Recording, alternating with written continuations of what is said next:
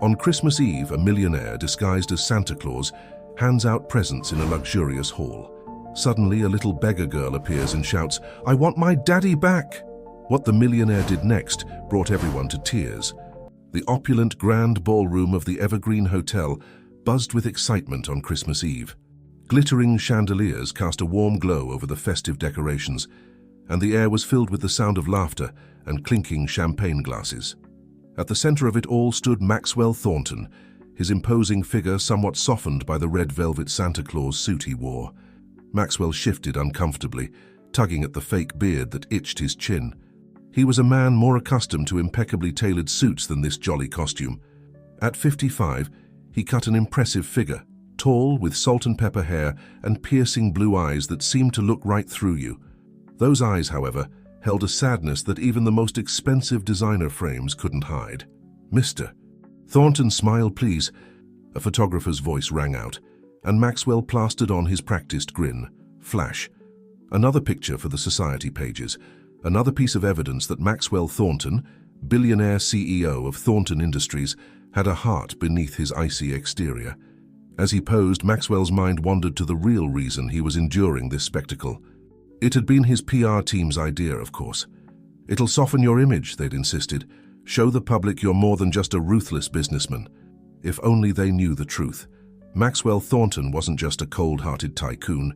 He was a broken man, going through the motions of life but never truly living. 7 years ago, on a night much like this one, his world had shattered. His daughter, Emily, his only child and the light of his life, had stormed out of the house after a heated argument. She never made it home. The memory of that night still haunted him. The screech of tires, the sickening crunch of metal, the frantic phone call that turned his world upside down. In an instant, his brilliant, vivacious 22-year-old daughter was gone, leaving behind a void that no amount of money or success could fill. "Ho, ho, ho," Maxwell forced out the jolly laugh as a young boy climbed onto his lap. "And what would you like for Christmas, young man?" The child rattled off a list of toys, his eyes shining with hope and excitement. Maxwell nodded along, all the while thinking how Emily used to light up the same way when she was little. He'd give anything to go back to those simpler times, to hold her in his arms just one more time. As the evening wore on, Maxwell went through the motions. He distributed elaborately wrapped gifts to the children of New York's elite, each one hand-selected by his efficient but impersonal assistant. He posed for countless photos, shook hands with important donors, and tried to ignore the pitying looks from those who knew his story. "You're doing great, Mr. Thornton," whispered Sarah, his head of PR, as she passed by. "The press is eating this up. Your approval ratings are going to soar." Maxwell nodded curtly, suppressing the urge to tell her exactly what he thought of approval ratings. What did it matter if the public loved him, when the one person whose love he truly craved was gone forever? As the crowd began to thin, Maxwell found himself alone near the grand Christmas tree that dominated one corner of the ballroom. Its twinkling lights reflected in the ornate ornaments, creating a kaleidoscope of color. At the very top sat a star, its golden rays reaching out like hopeful fingers into the darkness. For a moment, Maxwell allowed himself to remember. He thought of Emily's first Christmas, how her tiny hands had reached for the shiny ornaments. He remembered teaching her to ice skate, her peals of laughter echoing across the frozen pond behind their country estate. He recalled her graduation day, how proud he'd been as she'd accepted her diploma, the future stretching bright and limitless before her. And then, unbidden, came the memory of their last conversation, the shouting, the slammed doors, the words he wished he could take back. If he'd known it would be the last time he'd ever see her. Maxwell squeezed his eyes shut, willing the memories away. This was why he avoided Christmas, why he buried himself in work and avoided anything that might stir up the past. It was easier to be the cold, distant Maxwell Thornton that everyone expected than to confront the grief that threatened to consume him. A commotion near the entrance pulled Maxwell from his reverie. He turned, expecting to see a late-arriving guest or perhaps an overzealous fan trying to crash the party. What he saw instead made his heart skip a beat. A little girl, no more than 8 years old, stood in the doorway. Her clothes were tattered and dirty, her hair a tangled mess. Tears streaked her grimy cheeks, leaving trails through the dirt. She looked utterly lost and completely out of place in the glittering ballroom. For a moment, no one moved. The remaining guests stared in shock, cocktails frozen halfway to their lips. Security guards shifted uneasily, unsure whether to remove the child or wait for instructions. The girl's eyes darted around the room, wide with a mix of fear and determination. And then, as if drawn by some unseen force, her gaze locked onto Maxwell. In his red suit and white beard, he must have looked like a beacon of hope to the child. With small, hesitant steps, she began to make her way across the ballroom. The crowd parted before her, murmurs of surprise and concern rippling through the air. Maxwell found himself rooted to the spot, unable to look away from the approaching child. As she drew closer, he could see the hope shining in her eyes, mixed with a desperation that made his chest tighten. Who was this child? Where had she come from? And why did he feel such an inexplicable connection to her? The girl stopped a few feet away from Maxwell, her small frame trembling slightly. She looked up at him, her lips quivering as she fought back tears. And then, in a voice that was both fragile and filled with a strength beyond her years, she spoke the words that would change Maxwell Thornton's life forever. "I want my daddy back." The ballroom fell silent, all eyes fixed on the unlikely pair, the billionaire in a Santa suit and the ragged little girl who had appeared out of nowhere. As Maxwell stared into her pleading eyes, he felt something stir within him, something he thought had died along with Emily 7 years ago. In that moment, Maxwell Thornton had no idea that his carefully constructed world was about to be turned upside down. He couldn't have known that this child's simple request would set in motion a chain of events that would force him to confront his past, challenge everything he thought he knew, and perhaps, just perhaps, offer him a chance at redemption. All he knew was that, for the first time in 7 years, he felt something other than numbness. And as he looked down at the little girl, he made a silent vow, one that would lead him down a path he never could have imagined. The silence in the ballroom was deafening. Maxwell Thornton stood frozen, the child's words echoing in his mind. "I want my daddy back." Such a simple request, yet loaded with a weight that threatened to crush him. For a moment, Maxwell was transported back in time. He saw Emily at this girl's age, her eyes sparkling with the same mix of hope and determination. The resemblance was uncanny, and it shook him to his core. Slowly, as if moving through molasses, Maxwell knelt down to the girl's level. Up close, he could see the hollowness in her cheeks, the dark circles under her eyes that spoke of nights spent in fear and hunger. Despite her disheveled appearance, there was a fierce intelligence in her gaze that both unnerved and intrigued him. "What's your name, little one?" Maxwell asked, his voice gentler than it had been in years. The girl hesitated, her eyes darting around the room as if searching for an escape route. Finally she whispered, "Lily, my name is Lily." "Lily," Maxwell repeated, tasting the name. "That's a beautiful name. Can you tell me why you're here, Lily? Where's your mother?" Lily's lower lip trembled, but she squared her small shoulders. "I don't have a mama. She went to heaven when I was a baby. It's just been me and Daddy, but he's gone too." Maxwell felt a lump form in his throat. He was acutely aware of the crowd watching them, of Sarah hovering nearby, probably already planning how to spin this unexpected interruption. But for once he didn't care about appearances or public perception. All he could focus on was the lost little girl in front of him. "Gone?" he prompted gently. "What do you mean, Lily?" Lily's eyes welled up with fresh tears. "He disappeared 3 years ago. The police said he stole money, but I know my daddy would never do that. He was good and kind and—" She broke off, her small frame shaking with sobs.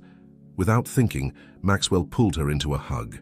He felt her stiffen for a moment before melting into his embrace, her tears soaking into the fake fur of his Santa suit. As he held her, he was struck by how small and fragile she felt, how desperately she clung to him as if he were a lifeline in a stormy sea. "Shh, it's okay," he murmured, patting her back awkwardly. It had been so long since he'd comforted anyone, the gestures felt foreign to him. "Can you tell me more about what happened?" Lily pulled back, wiping her nose on her sleeve. "Daddy worked for a big company. He was always talking about how excited he was, how he was going to make things better for us. But then one day, the police came to our house. They said Daddy had stolen lots of money. He told me to hide, said he'd come back for me, but—" Her voice broke. "He never did."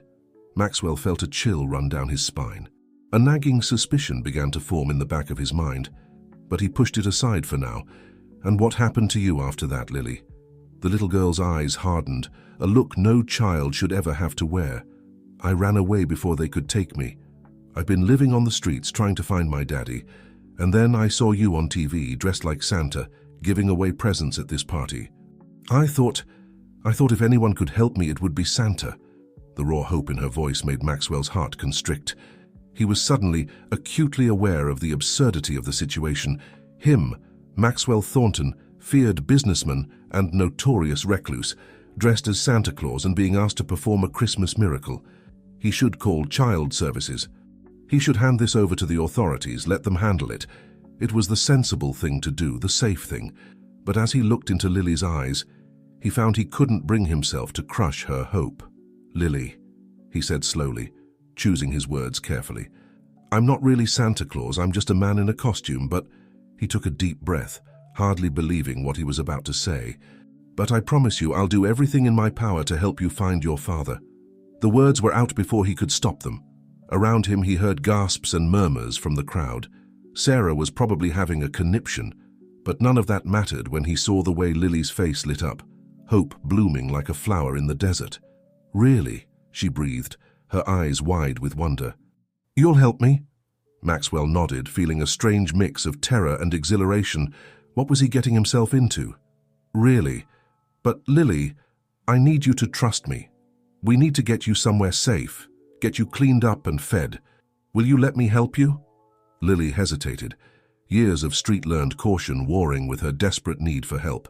Finally, she nodded. "Okay, but you have to promise. Promise you won't give up until we find my daddy." Maxwell felt the weight of her trust settle on his shoulders. It had been so long since anyone had looked at him with such faith, such hope. He knew he should be cautious, should qualify his promise. But looking into Lily's eyes, he found he couldn't. "I promise," he said solemnly. "We'll find your father, Lily, no matter what it takes." As soon as the words left his mouth, the spell that had fallen over the ballroom seemed to break. Suddenly, everyone was moving at once. Sarah appeared at his elbow, her face a mask of professional concern, hiding what he was sure was panic. "Mr. Thornton," she hissed, "what are you doing? We need to call the authorities, get this child into proper care." "You can't possibly—" Maxwell cut her off with a look. "Sarah, I need you to clear my schedule for the next few days and get me everything you can find on missing persons cases involving financial crimes from the last 3 years. Sarah's jaw dropped.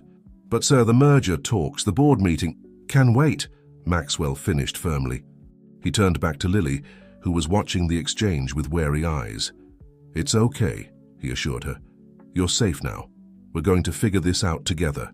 As he led Lily out of the ballroom, ignoring the flashing cameras and the buzz of speculation that followed them, Maxwell felt something he hadn't experienced in years: purpose. For so long he'd been going through the motions, building his empire while feeling hollow inside. But now, looking down at the little girl who clutched his hand so trustingly, he felt alive again. He had no idea what he was getting himself into. He didn't know the can of worms he was about to open, or the dangers that lay ahead. All he knew was that for the first time since Emily's passing, he had made a promise he intended to keep, no matter the cost. As they stepped out into the cold New York night, snowflakes swirling around them, Maxwell Thornton realized that his life would never be the same again. The journey ahead was uncertain, filled with potential pitfalls and challenges. But as he helped Lily into his waiting car, he felt a glimmer of something he'd thought was lost forever: hope. The car pulled away from the curb, leaving behind the glittering party and the life Maxwell had known.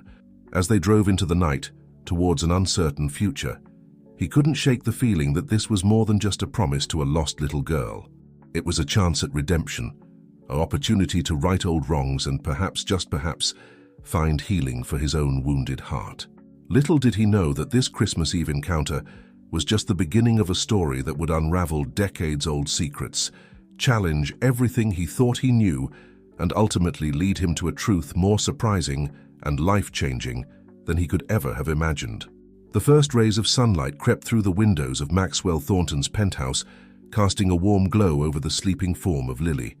She was curled up on the plush sofa, wrapped in a soft blanket that probably cost more than most people's monthly rent. Maxwell stood in the doorway watching her sleep, his mind a whirlwind of thoughts and emotions. Last night felt like a dream, or perhaps a nightmare. After leaving the charity event, he had brought Lily directly to his home, unsure of what else to do. His housekeeper, Mrs. Chen, had taken one look at the disheveled child and sprung into action, drawing a warm bath and preparing a late-night meal that Lily had devoured as if she hadn't eaten in days. Which, Maxwell realized with a pang, might very well have been the case. Now, in the cold light of day, the reality of what he had done, what he had promised, began to sink in. He, Maxwell Thornton, notorious for his aloofness and cold business acumen, had vowed to help a street urchin find her missing father. It was madness, it was reckless, it was the first thing that had made him feel truly alive in 7 years. A soft knock at the door pulled him from his reverie. Mrs. Chen entered. Her usually stoic face softened with concern. "Mr. Thornton," she whispered, careful not to wake Lily. "Ms. Reeves is here. She says it's urgent." Maxwell sighed. Sarah Reeves, his PR manager, had been calling non-stop since last night. He had ignored her calls, but he knew he couldn't avoid her forever. "Tell her I'll be down in a minute," he said quietly. With one last glance at Lily's sleeping form, Maxwell made his way to his home office. Sarah was pacing the room, her usually impeccable appearance slightly disheveled, a clear sign of her distress. "Mr. Thornton," she began as soon as he entered, "we need to talk about last night. The media is having a field day. Billionaire Santa adopts street urchin. That's just one of the headlines. We need to get ahead of this story before it spirals out of control." Maxwell held up a hand, silencing her. "Sarah, I appreciate your concern, but this isn't about PR. This is about doing the right thing." Sarah's eyes widened in disbelief. "The right thing? Mr. Thornton, with all due respect, you can't just take in a child off the street. There are laws, procedures. We don't know anything about this girl or her story. For all we know, this could be some elaborate scam." A flash of anger surged through Maxwell. "Her name is Lily," he said, his voice low and intense. "And if you had seen her eyes last night, you'd know this is no scam. This child has been through hell, Sarah, and I made her a promise." "A promise you can't possibly keep," Sarah exclaimed, exasperated. "Mr. Thornton, you're not a detective, you're not child services. You're the CEO of a multi-billion-dollar company. You have responsibilities, obligations. The board is already asking questions. And let's not forget the merger talks with Global Tech. They're expecting you in London next week." Maxwell turned to look out the window, his jaw clenched. Sarah was right, of course. He had obligations, a company to run, deals to make. But every time he thought about backing out, he saw Lily's hopeful face, heard her trembling voice asking for her daddy back. "Cancel the London trip," he said finally, turning back to face Sarah, "and call a board meeting for this afternoon. I'll address their concerns personally." Sarah looked like she was about to argue further, but something in Maxwell's expression stopped her. Instead, she asked, "And what should I tell the press?" Maxwell thought for a moment. "Tell them. Tell them that Maxwell Thornton is taking some personal time to focus on a private matter. No further comments at this time." Sarah nodded, clearly unhappy, but recognizing a losing battle when she saw one. As she turned to leave, Maxwell added, "And Sarah? I need you to get me everything you can on financial crimes involving missing persons over the last 3 years. Focus on cases where the accused disappeared before trial." Sarah's eyebrows shot up, but she nodded again. "I'll have it on your desk by this afternoon," she said, then left the room, already typing furiously on her phone. Alone again, Maxwell sank into his chair, the weight of what lay ahead settling on his shoulders. He had no idea how to even begin searching for Lily's father, or what he would do if, when, he found him. All he knew was that he had to try. A small noise from the doorway made him look up. Lily stood there, her hair tousled from sleep, wearing one of his old t-shirts that Mrs. Chen had found for her to sleep in. It hung down to her knees like a dress. "Good morning," Maxwell said softly, trying to smile reassuringly. "Did you sleep well?" Lily nodded, her eyes darting around the opulent office. "Your house is really big," she said, her voice filled with wonder. Maxwell chuckled, the sound rusty from disuse. "Yes, I suppose it is." Lily's face grew serious. "Are you really going to help me find my daddy?" she asked, a hint of fear in her voice, as if she was afraid he might have changed his mind in the light of day. Maxwell stood and walked over to her, kneeling down to meet her eyes. "I made you a promise, Lily," he said solemnly, "and I intend to keep it. We're going to find your father no matter what it takes." Lily's face lit up with a smile so bright it almost hurt to look at. Without warning, she threw her arms around Maxwell's neck, hugging him tightly. "Thank you," she whispered. Maxwell froze for a moment, unused to such displays of affection. Then, slowly, he wrapped his arms around her small frame, feeling a warmth spread through his chest that he hadn't experienced in years. As he held Lily, Maxwell made another silent vow. He would not only find her father, but he would also protect this child from any further harm. He didn't know how, but he would make sure she never had to live on the streets again, never had to go hungry or feel afraid. Little did Maxwell know that this vow would lead him down a path far more treacherous than he could have imagined. As he comforted Lily, forces were already being set in motion, forces that would stop at nothing to keep the truth buried, even if it meant silencing a billionaire and an orphaned little girl. But for now, in the warm morning light of his penthouse, Maxwell Thornton felt something he hadn't felt in a very long time: purpose. And with Lily's small hand in his, he was ready to face whatever challenges lay ahead, no matter the cost. The afternoon sun cast long shadows across Maxwell Thornton's office as he pored over the files Sarah had delivered. Stacks of papers covered his usually immaculate desk, each one detailing a different case of financial crime and disappearance. The sheer volume was overwhelming, but Maxwell was determined to find a lead, any lead, that might help him keep his promise to Lily. Lily herself was in the next room, happily occupied with new coloring books and toys that Mrs. Chen had procured. The sound of her humming drifted through the partially open door, a reminder of why he was putting himself through this ordeal. As Maxwell flipped through another file, a name caught his eye: James Harper. He froze, a chill running down his spine. It couldn't be. Could it? With trembling hands, he pulled the file closer, scanning the details. James Harper, 32 years old at the time of his disappearance, accused of embezzling funds from— Maxwell's breath caught in his throat. From Thornton Industries, the very company he had built from the ground up. Memories flooded back, memories he had suppressed for years.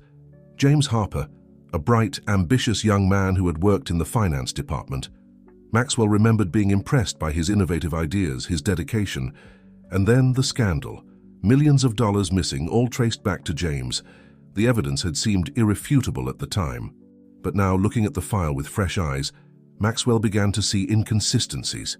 The investigation had been rushed, the case closed almost too neatly, and James had vanished before he could stand trial, leaving behind— "Oh God," Maxwell whispered, the realization hitting him like a physical blow.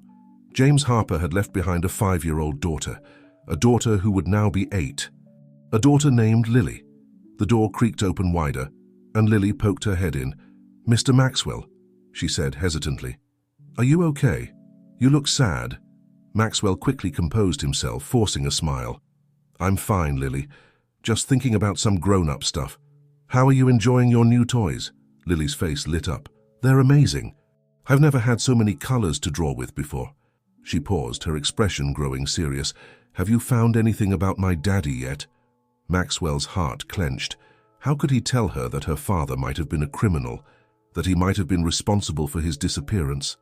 "Not yet, sweetheart," he said gently, "but I'm working on it. These things take time." Lily nodded, trying to hide her disappointment. "Okay, can I stay here with you for a while? I promise I'll be quiet." "Of course," Maxwell said, clearing a space on the couch for her. As Lily settled in with her coloring book, Maxwell turned back to the files, his mind racing. If James Harper was indeed Lily's father, and if he had been framed as Maxwell was beginning to suspect, then this went far beyond a simple missing persons case. This could implicate people within his own company, people he had trusted for years. A knock at the door interrupted his thoughts. Sarah entered, her face grim. "Mr. Thornton, the board is ready for you." Maxwell nodded, standing up. He turned to Lily. "I have to go to a meeting now. Mrs. Chen will look after you. I'll be back soon, okay?" Lily nodded, her eyes never leaving her coloring book. As Maxwell followed Sarah out, he couldn't shake the feeling that he was walking into a lion's den. The boardroom was tense when Maxwell entered. He could feel the disapproval radiating from the stern faces around the table. Thomas Blackwood, the head of the board, spoke first. Maxwell, I think I speak for all of us when I say we're concerned about your recent activities. Taking in a street child, cancelling crucial meetings. This isn't like you. Maxwell took a deep breath. I understand your concerns, but I assure you everything is under control. I'm simply taking some personal time to address an important matter. A matter that could damage the reputation of this company, interjected Victoria Steele, another board member. The press is having a field day with this, Maxwell. We've worked hard to build Thornton Industries' image. We can't afford a scandal. Maxwell felt a flash of anger. A scandal. Helping a child in need is now considered a scandal. It is when that child's story is linked to a 3-year-old embezzlement case involving our company, Thomas said quietly. The room fell silent. Maxwell stared at Thomas, his mind reeling. How do you know about that? He demanded. Thomas slid a file across the table. We have our sources, Maxwell. James Harper, ring any bells? The man you're looking for is a fugitive. If you pursue this, you're not just risking your reputation, but the entire company's. Maxwell's hands clenched into fists under the table. Are you threatening me, Thomas? Thomas leaned back, his expression unreadable. Consider it a friendly warning. Let this go, Maxwell. Hand the child over to the proper authorities. Focus on what you do best, running this company. For a moment, Maxwell was tempted. It would be so easy to walk away, to return to the comfortable numbness of his old life. But then he thought of Lily's hopeful face, of the promise he had made. No, he said, his voice firm. I made a promise and I intend to keep it. If that's a problem for this board, then perhaps it's time for new leadership. A murmur ran through the room. Maxwell stood, straightening his jacket.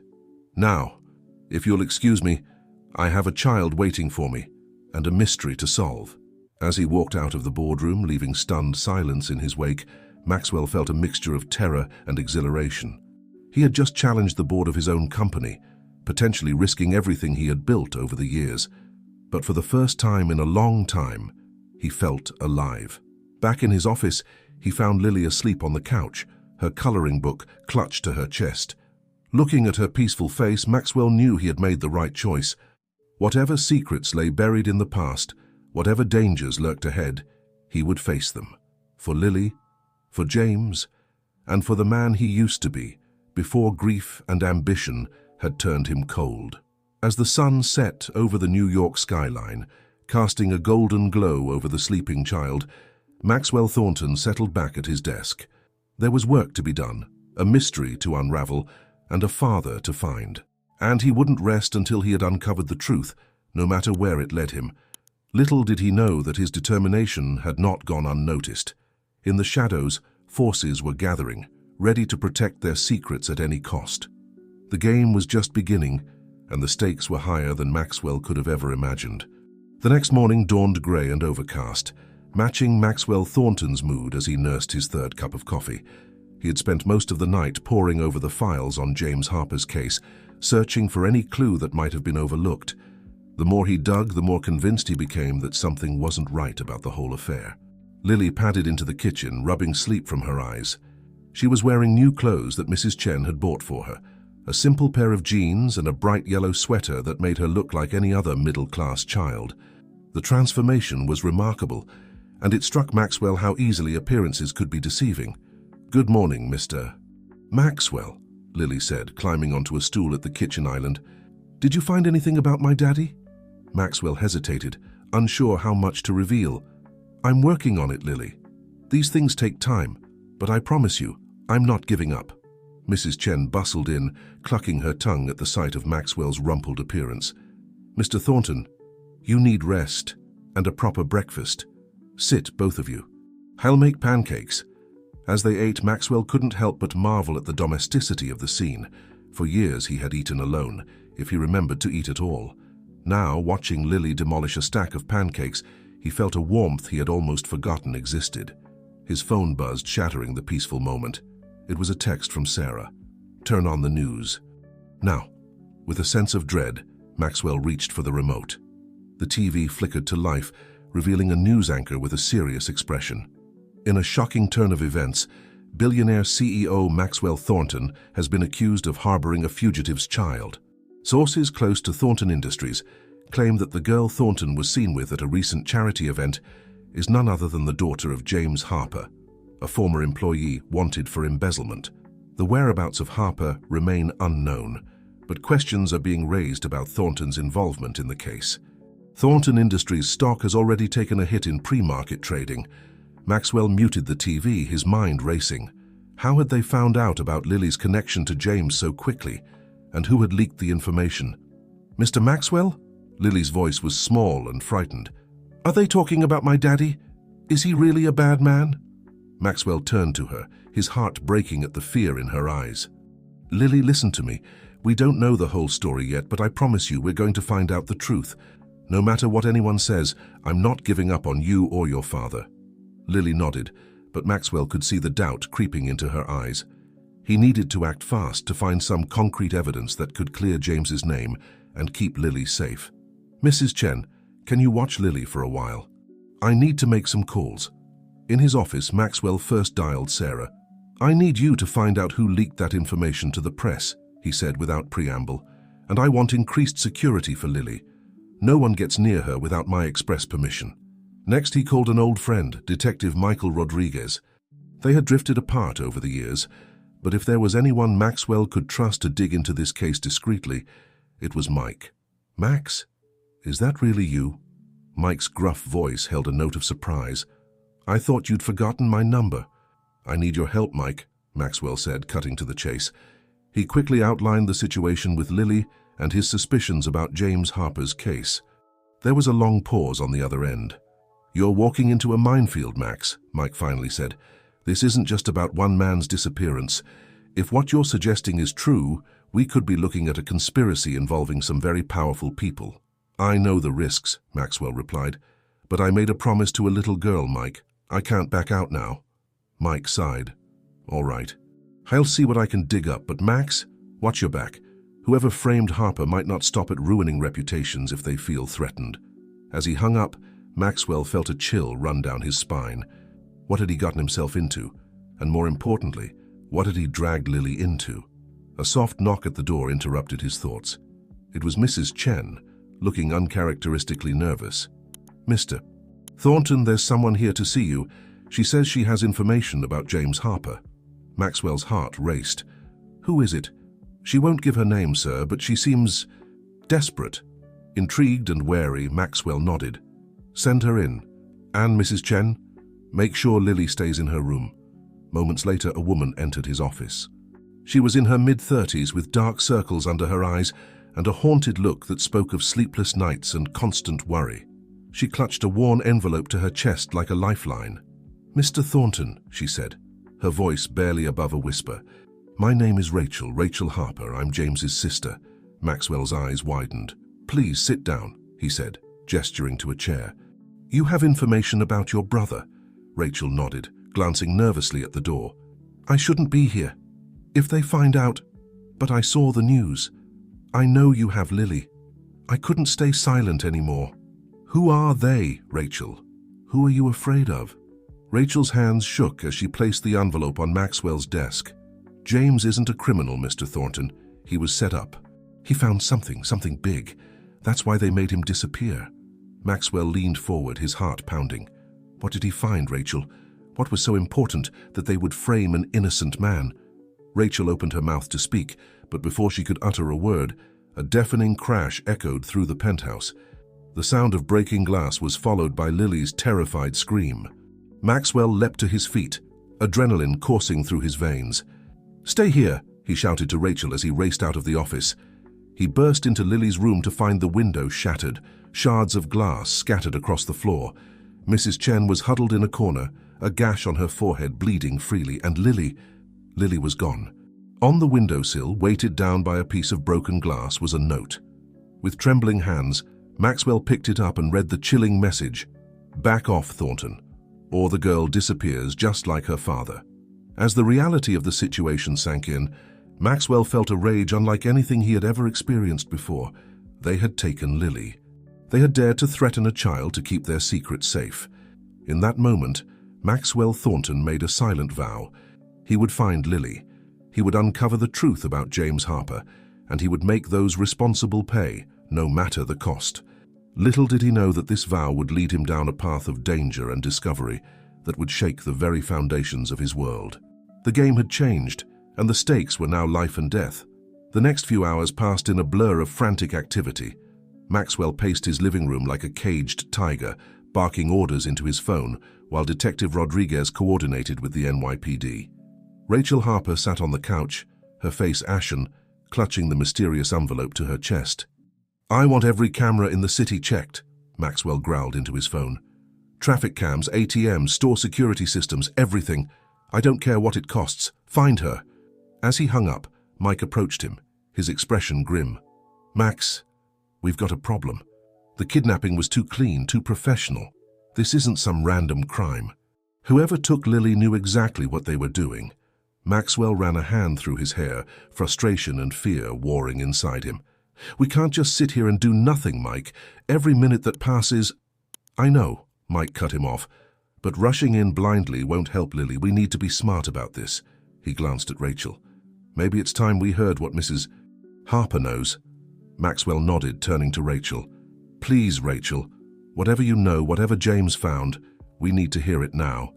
Lily's life could depend on it." Rachel took a shaky breath, finally opening the envelope she had been guarding so closely. "James sent me this about a week before he disappeared. He said if anything happened to him, I should keep it safe until I found someone I could trust." She pulled out a USB drive and a handwritten letter. Maxwell snatched up the letter, his eyes scanning the page frantically. As he read, his face paled. "My God," he whispered. Mike leaned in. "What is it, Max? What did Harper find?" Maxwell looked up, his eyes haunted. "According to this, James uncovered evidence of a massive money laundering operation, not just within Thornton Industries, but involving several other major corporations and high-ranking government officials." Rachel nodded, tears in her eyes. "James said it went all the way to the top. That's why he ran. He knew they'd never let him live if he came forward." Mike whistled low. "No wonder they want to keep this quiet. If this gets out, it could bring down some of the most powerful people in the country." Maxwell's mind was reeling. How could this have been happening right under his nose? He had prided himself on running a clean, ethical company. Had he been that blind? Or worse, had he been deliberately kept in the dark? A thought struck him like a bolt of lightning. "Their board meeting," he said, his voice tight with anger. "They knew. They've known all along. That's why they were so desperate to shut me down." Mike nodded grimly. "It makes sense. If you started digging into Harper's case, you might have uncovered the whole operation." Maxwell's hands clenched into fists. "And now they've taken Lily to keep me in line. To hell with that. Mike, I want everything on that USB drive analyzed. Names, dates, transactions, everything. We're going to blow this wide open." "Max, think about what you're saying," Mike cautioned. "These people have already shown they're willing to kidnap a child. If we move too fast, we could be putting Lily in even more danger." Maxwell closed his eyes, forcing himself to take a deep breath. Mike was right, of course. They couldn't afford to be reckless, not with Lily's life on the line. "Okay," he said finally, "we do this smart, but we do it fast. Every minute we wait is another minute Lily's in their hands." As they huddled around Mike's laptop, poring over the files James had uncovered, Maxwell couldn't shake the image of Lily's frightened face from his mind. He had promised to protect her, to find her father. Instead, he had led her right into the lion's den. Hours passed as they dug deeper into the web of corruption James had uncovered. The scale of it was staggering. Billions of dollars funneled through shell companies, bribes paid to key officials, evidence tampered with to protect the guilty. As dawn broke over the city, Maxwell stood at the window watching the sky lighten. He felt older than his years, the weight of everything he had learned pressing down on him. A hand on his shoulder made him turn. It was Rachel, her eyes red-rimmed but determined. "We'll find her, Mr. Thornton. We'll find Lily and James. We have to believe that." Maxwell nodded, grateful for her strength. "Yes, we will. And when we do, we're going to make sure every last person involved in this pays for what they've done." Just then, Mike's voice cut through the quiet. "Guys, I think I've got something. A pattern in the transactions. They all seem to funnel through a series of companies owned by one man, Victor Crane." Maxwell's blood ran cold. Victor Crane. one of the most influential businessmen in New York, known for his philanthropy and political connections. He was also a member of Thornton Industries' board of directors. "I know where Crane lives," Maxwell said, a plan already forming in his mind. "A penthouse on the Upper East Side. If anyone knows where Lily is, it's him." Mike shook his head. "Max, we can't just storm in there. We need solid evidence, warrants. If we mess this up, they could walk away scot-free and we might never find Lily." But Maxwell was beyond caution now. Every fiber of his being screamed at him to act, to do something, anything, to find Lily. "I'm not asking you to come, Mike," he said, his voice hard with determination. "But I'm going. Crane has the answers we need, and I'm going to get them out of him, one way or another." Rachel stood up, her face set. "I'm coming with you. James is my brother, and Lily is my niece. I have as much right to answers as anyone." Mike looked between them, clearly torn. Finally, he sighed. "All right, but we do this my way. No vigilante justice, no matter how tempting it might be. We get in, we get information, and we get out. Agreed?" Maxwell nodded, already moving towards the door. As they left the penthouse, he caught a glimpse of himself in the mirror. The man staring back at him was a far cry from the polished CEO the world knew. This man had a dangerous glint in his eye, a set to his jaw that spoke of unwavering determination. For better or worse, Maxwell Thornton had been irrevocably changed by the events of the past few days, and he knew, with a certainty that should have frightened him, that he would stop at nothing to bring Lily home safely and expose the truth, no matter the personal cost. As they stepped into the elevator, Maxwell's phone buzzed with a text from an unknown number. His heart nearly stopped as he read the message. "Tick-tock, Mr. Thornton. How much is the little girl's life worth to you? You have 24 hours to make a choice, your company or the child. Choose wisely." The game had changed once again, and now Maxwell was racing against the clock to save not just Lily's life but his own soul. The sleek elevator ascended silently, carrying Maxwell, Rachel and Mike towards Victor Crane's penthouse. Maxwell's heart pounded in his chest, a mixture of fear and determination coursing through his veins. The weight of his phone in his pocket seemed to grow heavier with each passing floor. The ultimatum it contained echoing in his mind: his company or Lily's life. As they reached the top floor, Mike placed a restraining hand on Maxwell's arm. "Remember," he said in a low voice, "we're here for information only. No matter what happens, we can't afford to tip our hand. If Crane suspects we know too much, Lily could pay the price." Maxwell nodded tersely, forcing himself to take a deep breath. He had to stay calm, stay focused, for Lily's sake. The elevator doors slid open, revealing a luxurious foyer. A stern-faced security guard stood at attention, his hand instinctively moving towards his concealed weapon as they stepped out. "Mr. Thornton," the guard said, surprise evident in his voice. "Mr. Crane wasn't expecting you." Maxwell put on his most charming smile, the one he reserved for difficult board meetings and press conferences. "I was in the neighborhood and thought I'd drop by. Victor and I have some urgent business to discuss." The guard hesitated, clearly torn between his duty and the prospect of turning away one of the most powerful men in New York. Finally, he nodded and stepped aside. "I'll inform Mr. Crane of your arrival." As they were led through the opulent penthouse, Maxwell couldn't help but marvel at the obscene display of wealth. Priceless artwork adorned the walls, and the furnishings looked like they belonged in a museum rather than a home. It was a stark reminder of the vast sums of money at stake in this conspiracy. They found Victor Crane in his study, a glass of scotch in hand despite the early hour. He was a tall, imposing man in his 60s, with steel-grey hair and piercing blue eyes that seemed to look right through you. As they entered, he set down his drink and rose to greet them, his face a mask of polite surprise. "Maxwell, what an unexpected pleasure," Crane said smoothly, though his eyes darted suspiciously to Rachel and Mike. "To what do I owe this early morning visit?" Maxwell stepped forward, his own mask firmly in place. "Victor, I apologize for the intrusion, but something urgent has come up, something that concerns both of us." Crane's eyebrow arched slightly.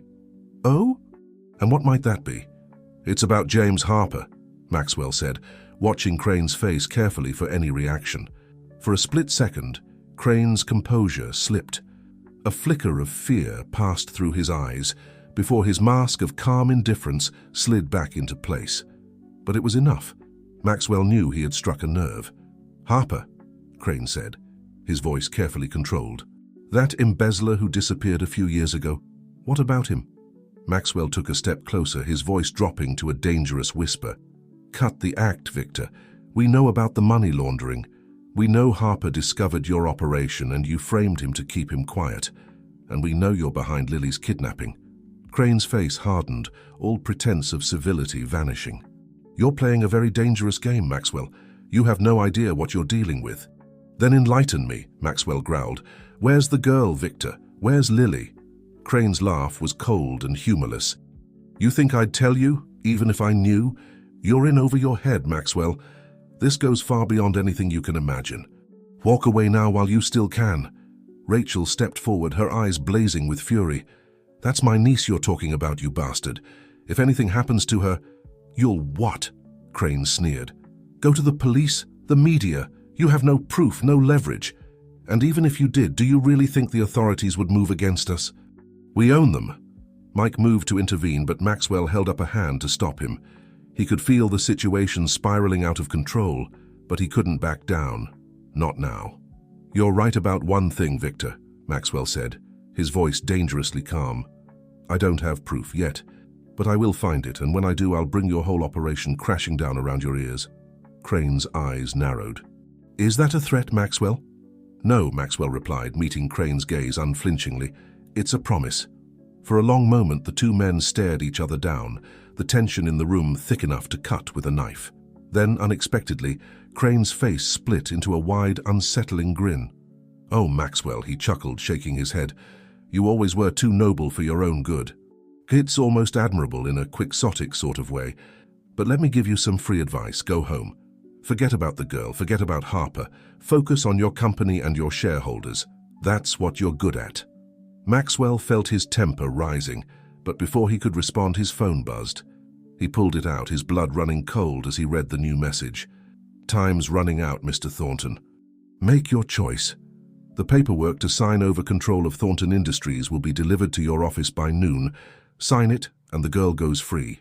Refuse and, well, let's just say you don't want to refuse." Maxwell looked up from his phone to find Crane watching him with a knowing smirk. "Tick-tock, Maxwell," he said softly. "What's it going to be? Your life's work or a little girl you barely know?"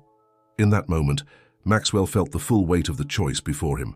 Everything he had built, everything he had worked for his entire life, hung in the balance. And against it all was Lily, an innocent child caught in a web of corruption and greed.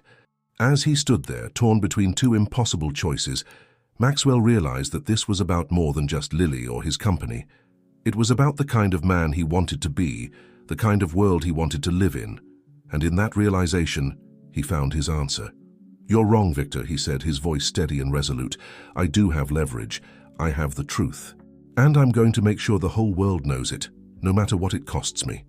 With that, Maxwell turned on his heel and strode out of the study, Rachel and Mike hurrying after him. As they entered the elevator, Mike gave him a worried look. "What now, Max? We're running out of time." Maxwell's jaw was set with determination. "Now? Now we go public. We take everything we have to the media, to the FBI, to anyone who will listen. We blow this whole thing wide open." Rachel gasped. "But what about Lily?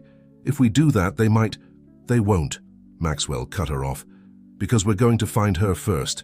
And to do that, we need help, lots of it." As the elevator descended, Maxwell's mind raced. He had just declared war on some of the most powerful people in the country. The odds were stacked against him, the risks enormous. But for the first time in years, he felt truly alive. The game had changed once again. And this time, Maxwell Thornton was playing for keeps. The New York streets were a blur as Maxwell's car sped through the early morning traffic. In the back seat, Rachel and Mike huddled over laptops, poring through the data from James Harper's USB drive. Maxwell's mind was racing faster than the car, formulating and discarding plans as quickly as the city blocks flew by. "We need to move fast," Maxwell said, his eyes fixed on the road ahead. "They're expecting me to either cave or stall. We need to use that assumption against them." Mike looked up from his laptop, his face grim. "I've got contacts in the FBI who owe me favors. If we can get them this evidence, They might be able to move quickly enough to catch Crane and his associates off guard. Do it, Maxwell nodded. But we can't put all our eggs in one basket. Rachel, I need you to prepare a data package. Everything we have on the money laundering, the cover-up, all of it. We'll release it to every major news outlet simultaneously if we have to. Rachel's fingers flew over the keyboard. On it. But Maxwell, what about Thornton Industries? If we do this, the company's stock will tank. So could lose everything. Maxwell's grip tightened on the steering wheel. Some things are more important than money, Rachel. If taking down these bastards means losing my company, so be it. As they pulled up to Thornton Tower, Maxwell's phone buzzed again. Another message, this time with an image attached. His heart nearly stopped as he opened it.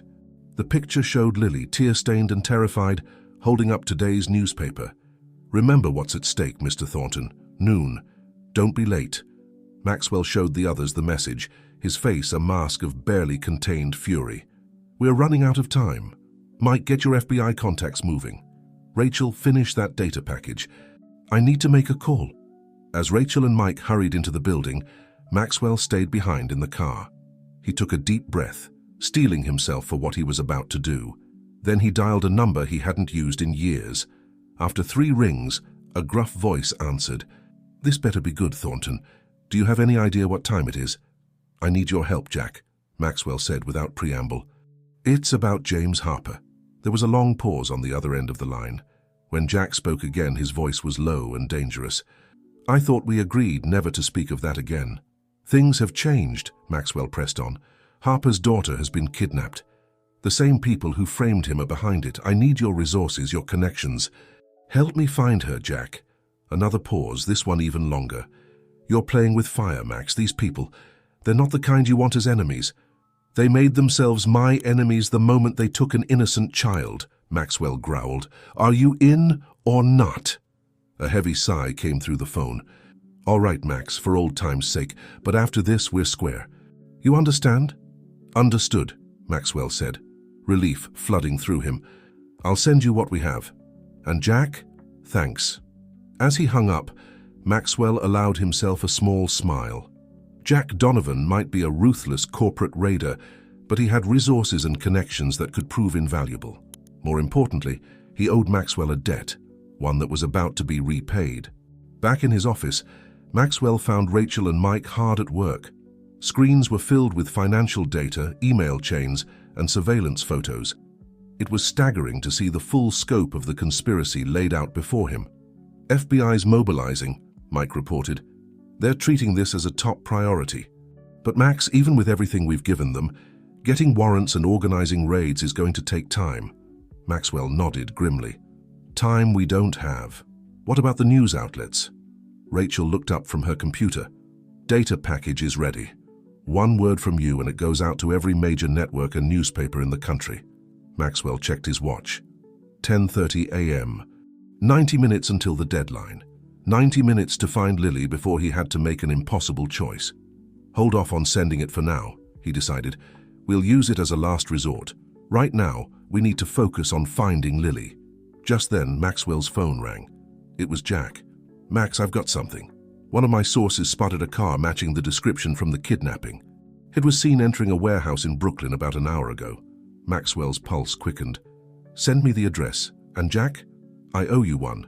Just find the girl, Max, Jack replied gruffly before hanging up. Maxwell turned to the others, hope surging through him for the first time in hours. We've got a lead. Mike, call your FBI contacts. Tell them to meet us at these coordinates. Rachel, you stay here. If we're not back by noon, release everything to the press. Rachel stood up, her face set with determination. No way. That's my niece out there. I'm coming with you. Maxwell started to argue, but the look in Rachel's eyes stopped him. He recognized that determination. It was the same fire that had been driving him since this whole ordeal began. All right, he conceded. But you stay in the car, understand? This could get dangerous. As they raced towards Brooklyn, Maxwell felt the weight of the past few days pressing down on him. He had started this journey as a detached, isolated figure, concerned only with his company and his own grief. Now he found himself at the center of a web of conspiracy, fighting not just for Lily's life, but for justice, truth, and redemption. The warehouse loomed before them, a hulking mass of corrugated metal and broken windows. FBI vehicles were already on the scene, agents in tactical gear preparing to move in. Maxwell's heart pounded as he spotted a familiar car parked in the shadows, the same model from the kidnapping footage. As he stepped out of the car, Mike grabbed his arm. "Max, let the professionals handle this. You've done your part." But Maxwell shook him off. "I made a promise, Mike. I'm seeing this through." Before anyone could stop him, Maxwell was moving towards the warehouse, every sense on high alert. He could hear Rachel calling after him, the shouts of FBI agents telling him to stop. But none of that mattered. All he could think about was Lily, scared and alone, counting on him to save her. As he reached the warehouse door, Maxwell hesitated for just a moment. He knew that whatever lay on the other side would change his life forever. But there was no turning back now. With a deep breath, he pushed the door open and stepped into the darkness beyond. The game was in its final stages, and the next few minutes would determine not just Lily's fate, but the future of everyone involved in this tangled web of deceit and corruption. Maxwell Thornton, once a man concerned only with profit margins and stock prices, was about to face his greatest challenge yet and discover what he was truly made of. The warehouse air was thick with dust and the musty scent of abandonment. Maxwell's eyes strained to adjust to the dim light filtering through grimy windows as he cautiously made his way deeper into the cavernous space. His heart pounded in his ears, every sense on high alert for any sign of Lily or her captors. Rows of abandoned machinery loomed like silent sentinels, casting long shadows in the weak sunlight. Maxwell's footsteps echoed ominously, despite his attempts to move quietly. He knew he was taking an enormous risk by entering alone, but the thought of Lily, scared and waiting for rescue, drove him forward. Suddenly, a muffled sound caught his attention. Maxwell froze, listening intently. There it was again, a soft whimper, barely audible but unmistakably human. It was coming from a small office at the far end of the warehouse. Maxwell's pulse quickened as he crept towards the sound, careful to stay in the shadows. As he neared the office, he could make out two voices, one gruff and impatient, the other trembling and young. "Please," the young voice pleaded. "I want to go home. I want my daddy, Lily." Maxwell's heart clenched at the fear in her voice. He was so close now, just a few more steps. "Shut up, kid," the gruff voice snapped. "Your daddy ain't coming, and if Thornton doesn't play ball, you might never see him again." Rage surged through Maxwell. Before he could think better of it, he burst through the office door. "Let her go!" he roared. The scene before him was seared into his memory in an instant. Lily, tear-stained and trembling, tied to a chair. A burly man with a scarred face, reaching for a gun at his waist. And in the corner, a figure Maxwell hadn't expected to see, Thomas Blackwood, head of Thornton Industries' board of directors. "Maxwell?" Thomas gasped, his face pale with shock. "What are you doing here?" "I could ask you the same thing, Thomas," Maxwell growled, keeping his eyes on the armed man. "How deep does this corruption go?" The burly man had his gun out now, pointed squarely at Maxwell's chest. "One more step, Thornton, and I'll put a bullet in you." Maxwell raised his hands slowly, his mind racing. He could hear commotion outside. The FBI must be moving in. He just needed to buy a little more time. "Think about what you're doing," Maxwell said calmly, addressing both the gunman and Thomas. "This building is surrounded. There's no way out. But if you surrender now, give up Lily, maybe we can work something out." Thomas let out a bitter laugh. "Work something out? You have no idea what you've stumbled into, Maxwell. This goes beyond money laundering or corporate espionage. We're talking about power, real power, the kind that shapes nations. And kidnapping children is part of that power?" Maxwell spat, disgust evident in his voice. "Collateral damage," Thomas shrugged, though Maxwell could see a flicker of shame in his eyes. "We didn't want to involve the girl, but you left us no choice. You just couldn't leave well enough alone, could you?" Maxwell's gaze flickered to Lily. Her eyes were wide with fear, but there was also a glimmer of hope as she looked at him. "It's going to be okay, Lily," he said softly.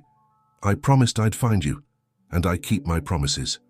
The gunman growled, jabbing his weapon towards Maxwell. "Enough talk. On your knees, Thornton." "Now!" Maxwell tensed, preparing to move. But before he could, the warehouse erupted into chaos. The windows shattered as FBI agents in full tactical gear swarmed in. Flashbang grenades exploded, filling the air with deafening noise and blinding light. In the confusion, Maxwell lunged forward, tackling the gunman. They crashed to the floor, wrestling for control of the weapon. Maxwell could taste blood in his mouth as he fought with every ounce of strength he possessed. Suddenly, a shot rang out. For a terrifying moment, Maxwell wasn't sure who had been hit. Then the gunman went limp beneath him, a red stain spreading across his chest. Maxwell scrambled to his feet, his ears ringing from the gunshot and the flashbangs. Through the haze, he saw Thomas being wrestled to the ground by FBI agents, but none of that mattered. His eyes sought out only one person. "Lily!" he called out, frantically scanning the room. And then he saw her. In the chaos, she had managed to wiggle her chair over to a corner, as far from the violence as possible. Her eyes were squeezed shut, her whole body trembling. Maxwell rushed to her side, quickly untying her bonds. "Lily, it's okay, you're safe now, I've got you." As soon as she was free, Lily threw her arms around Maxwell's neck, sobbing into his shoulder. He held her tightly, his own eyes stinging with unshed tears. "I'm sorry," he whispered. "I'm so sorry you had to go through this, but it's over now. You're safe." As the dust settled and the FBI secured the scene, Maxwell stood with Lily in his arms, unwilling to let her go. He saw Mike and Rachel burst in, their faces a mix of relief and concern. "Max!"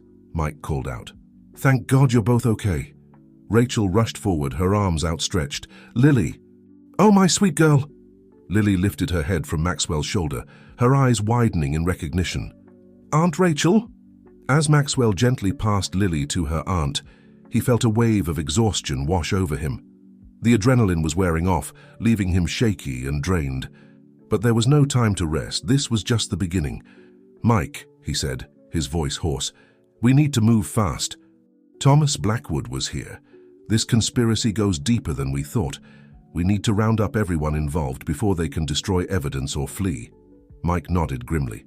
"We're on it, Max. But you need to get checked out by the medics. And Lily." Maxwell looked over at Lily, still clutching her aunt tightly. Despite everything she had been through, there was a strength in her eyes that amazed him. She was her father's daughter, no doubt about that.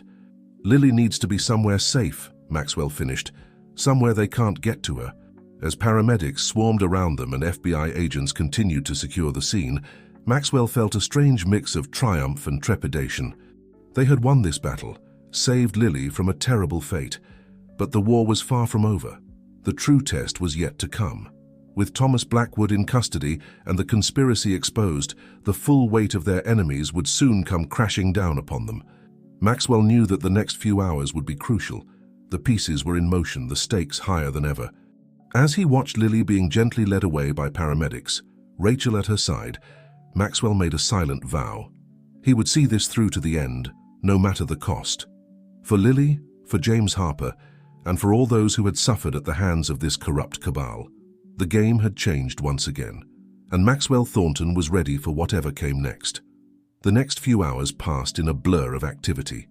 Maxwell found himself at the center of a whirlwind of FBI debriefings, medical checkups, and frantic phone calls. The adrenaline that had carried him through the warehouse rescue had long since faded, leaving him exhausted to his core. But there was no time to rest. Not with the dominoes of the conspiracy beginning to fall. In a secure room at FBI headquarters, Maxwell sat across from Agent Sarah Chen, the lead investigator on the case. Her sharp eyes missed nothing as she pored over his statement. "Mr. Thornton," she said, her voice crisp and professional, "I want to commend you for your actions today. You took an enormous risk, but thanks to you we've made significant headway in dismantling this operation." Maxwell nodded wearily. "What's the status on Thomas Blackwood and the others?" Agent Chen's lips thinned. "Blackwood is in custody, along with several other high-ranking executives from various corporations. Victor Crane, however, seems to have vanished. We have alerts out at all airports and border crossings, but—" She trailed off, her implication clear. Maxwell felt a chill run down his spine. Crane was still out there, which meant none of them were truly safe yet. "And Lily?" he asked, trying to keep the worry from his voice. "Safe," Agent Chen assured him. "She and her aunt are in protective custody. We're arranging for them to be moved to a secure location until we can be certain the threat has passed." Relief washed over Maxwell, but it was short-lived. There was still one pressing question that had been nagging at him since the warehouse. "What about James Harper?" he asked. "Have you found any leads on his whereabouts?" Agent Chen's expression softened slightly. "We're following several promising leads, Mr. Thornton. But I have to be honest with you. After 3 years, the trail is cold. We'll do everything we can, but—" Maxwell understood the unspoken message. Finding James Harper alive was a long shot at best, but he refused to give up hope. He owed it to Lily to keep searching. As he left the FBI building, Maxwell was greeted by a wall of flashing cameras and shouting reporters. News of the raid and the high-profile arrests had broken, and the media frenzy was in full swing. "Mr. Thornton, is it true that members of your own board were involved in a massive money laundering scheme? How long have you known about this conspiracy, Mr. Thornton? Are the rumors true that you personally rescued a kidnapped child?" Maxwell pushed through the crowd, offering no comment. His mind was already racing ahead to the next steps. He needed to address his employees, reassure investors, and start the process of rooting out any remaining corruption within Thornton Industries. Back at Thornton Tower, he found the building in a state of controlled chaos. Employees huddled in groups, whispering frantically. Security guards stood at alert, eyeing everyone with suspicion. And in the lobby, a familiar face waited for him. "Jack," Maxwell said, surprised to see his old friend and occasional rival waiting for him. Jack Donovan stepped forward, his face uncharacteristically grave. "Hell of a day, Max, you okay?" Maxwell nodded, touched by the genuine concern in Jack's voice. "I've been better, but we got the girl out safely. That's what matters." Jack clapped him on the shoulder. "You did good, Max, but this isn't over, not by a long shot. The vultures are already circling. Your stock is in freefall and there's talk of a shareholder revolt." Maxwell sighed heavily. He had expected as much, but hearing it confirmed still stung. "Let them come," he said wearily. "After what I've seen, what I've learned, the company seems almost trivial in comparison." Jack's eyebrows shot up. "That doesn't sound like the Maxwell Thornton I know. What happened to you in that warehouse?" Maxwell was quiet for a moment, reflecting on the events of the past few days. "I remembered what's really important," he said finally, "and I'm not going to forget again." Before Jack could respond, Maxwell's phone buzzed. It was a text from Rachel. "Lily's asking for you, can you come?" A warm feeling spread through Maxwell's chest.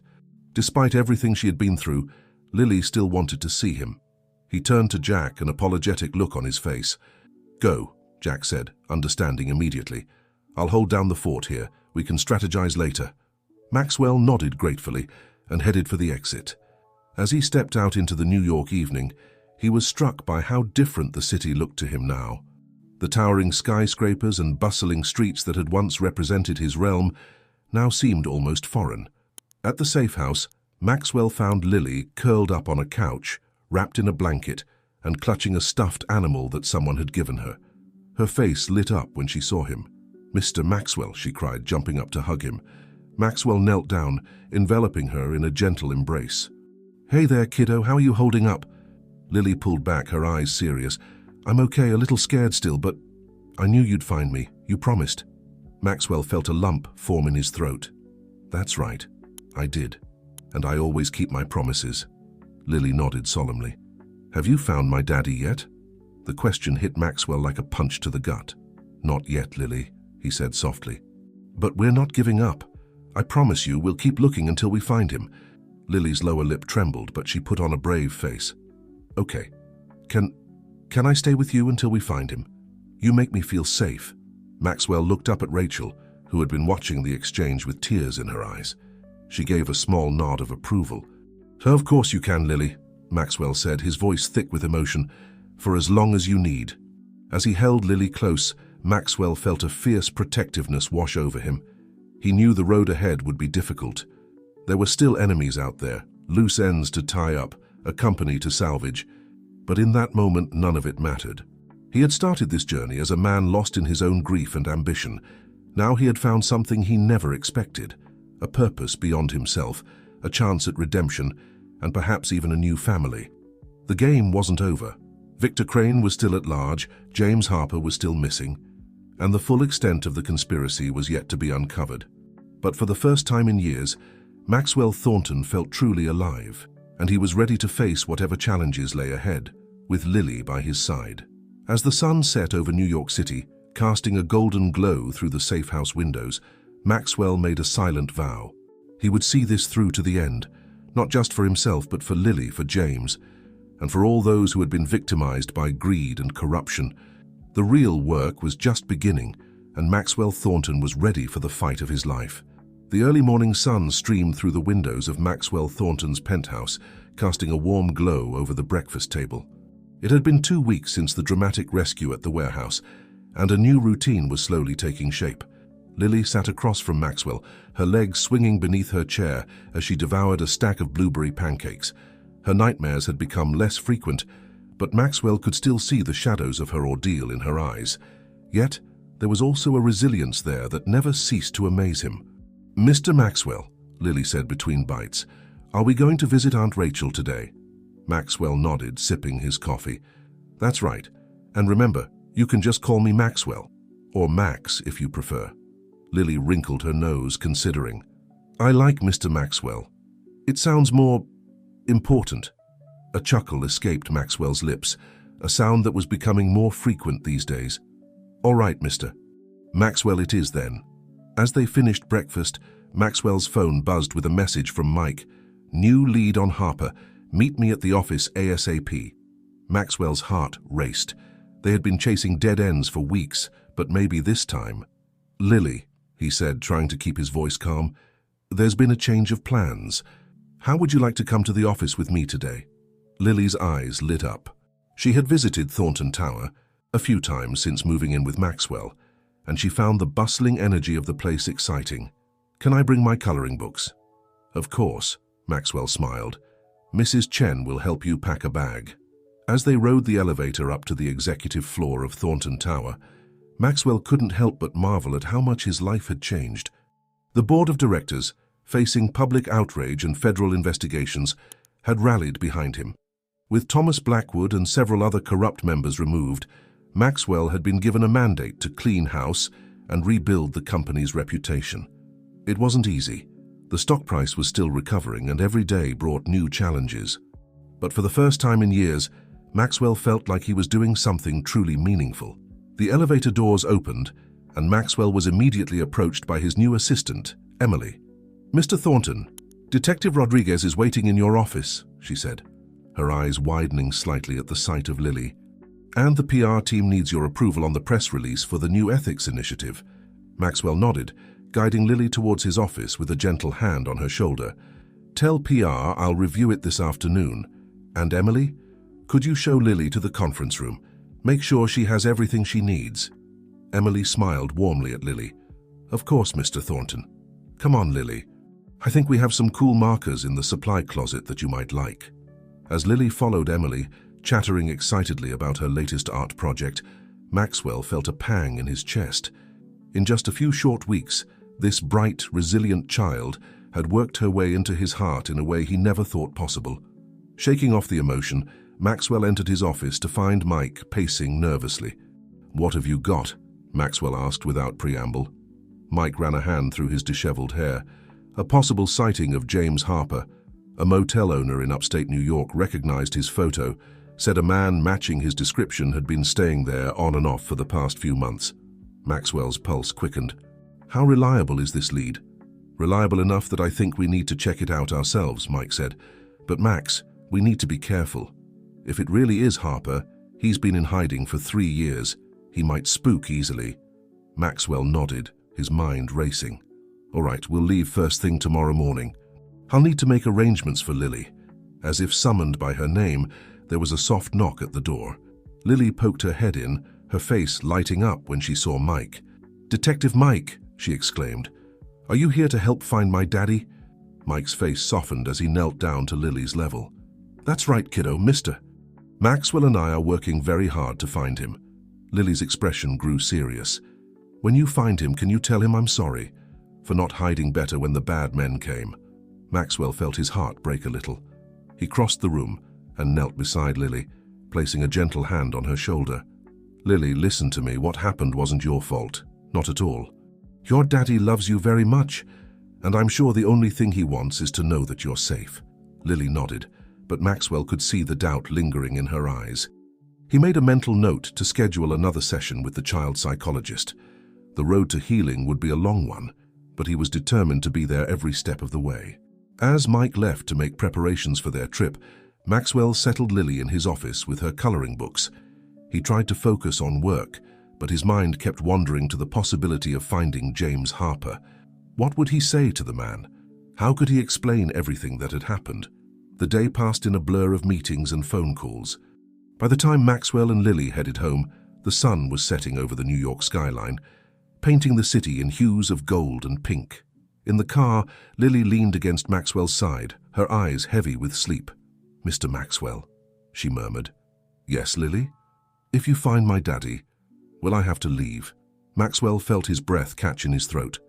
The question had been lurking in the back of his mind, but hearing it from Lily made it suddenly painfully real. "I don't know, sweetheart," he said honestly. "But no matter what happens, I promise I'll always be here for you. Always." Lily nodded, seemingly satisfied with this answer. As she drifted off to sleep, Maxwell gazed out at the city lights, his mind a whirlwind of emotions. He knew that finding James Harper was the right thing to do, for Lily and for justice, but a small selfish part of him couldn't help but fear the changes it might bring. As the car pulled up to his building, Maxwell carefully lifted the sleeping Lily into his arms. Holding her close, he made a silent vow. Whatever tomorrow might bring, whatever challenges lay ahead, he would face them head-on. For Lily, for James, and for the man he was becoming. The future was uncertain, but for the first time in years, Maxwell Thornton felt ready to embrace it, come what may. The drive to upstate New York was tense with anticipation. Maxwell gripped the steering wheel tightly, his mind racing with possibilities. Beside him, Mike pored over a map, double-checking the location of the motel where James Harper had allegedly been spotted. "You okay, Max?" Mike asked, glancing up from the map. "You've been quiet." Maxwell nodded, keeping his eyes on the road. "Just thinking about what we'll say to him if we find him, about what this means for Lily." Mike's expression softened. "You've gotten pretty attached to her, haven't you?" "Is it that obvious?" Maxwell asked with a wry smile. "Only to anyone with eyes," Mike chuckled.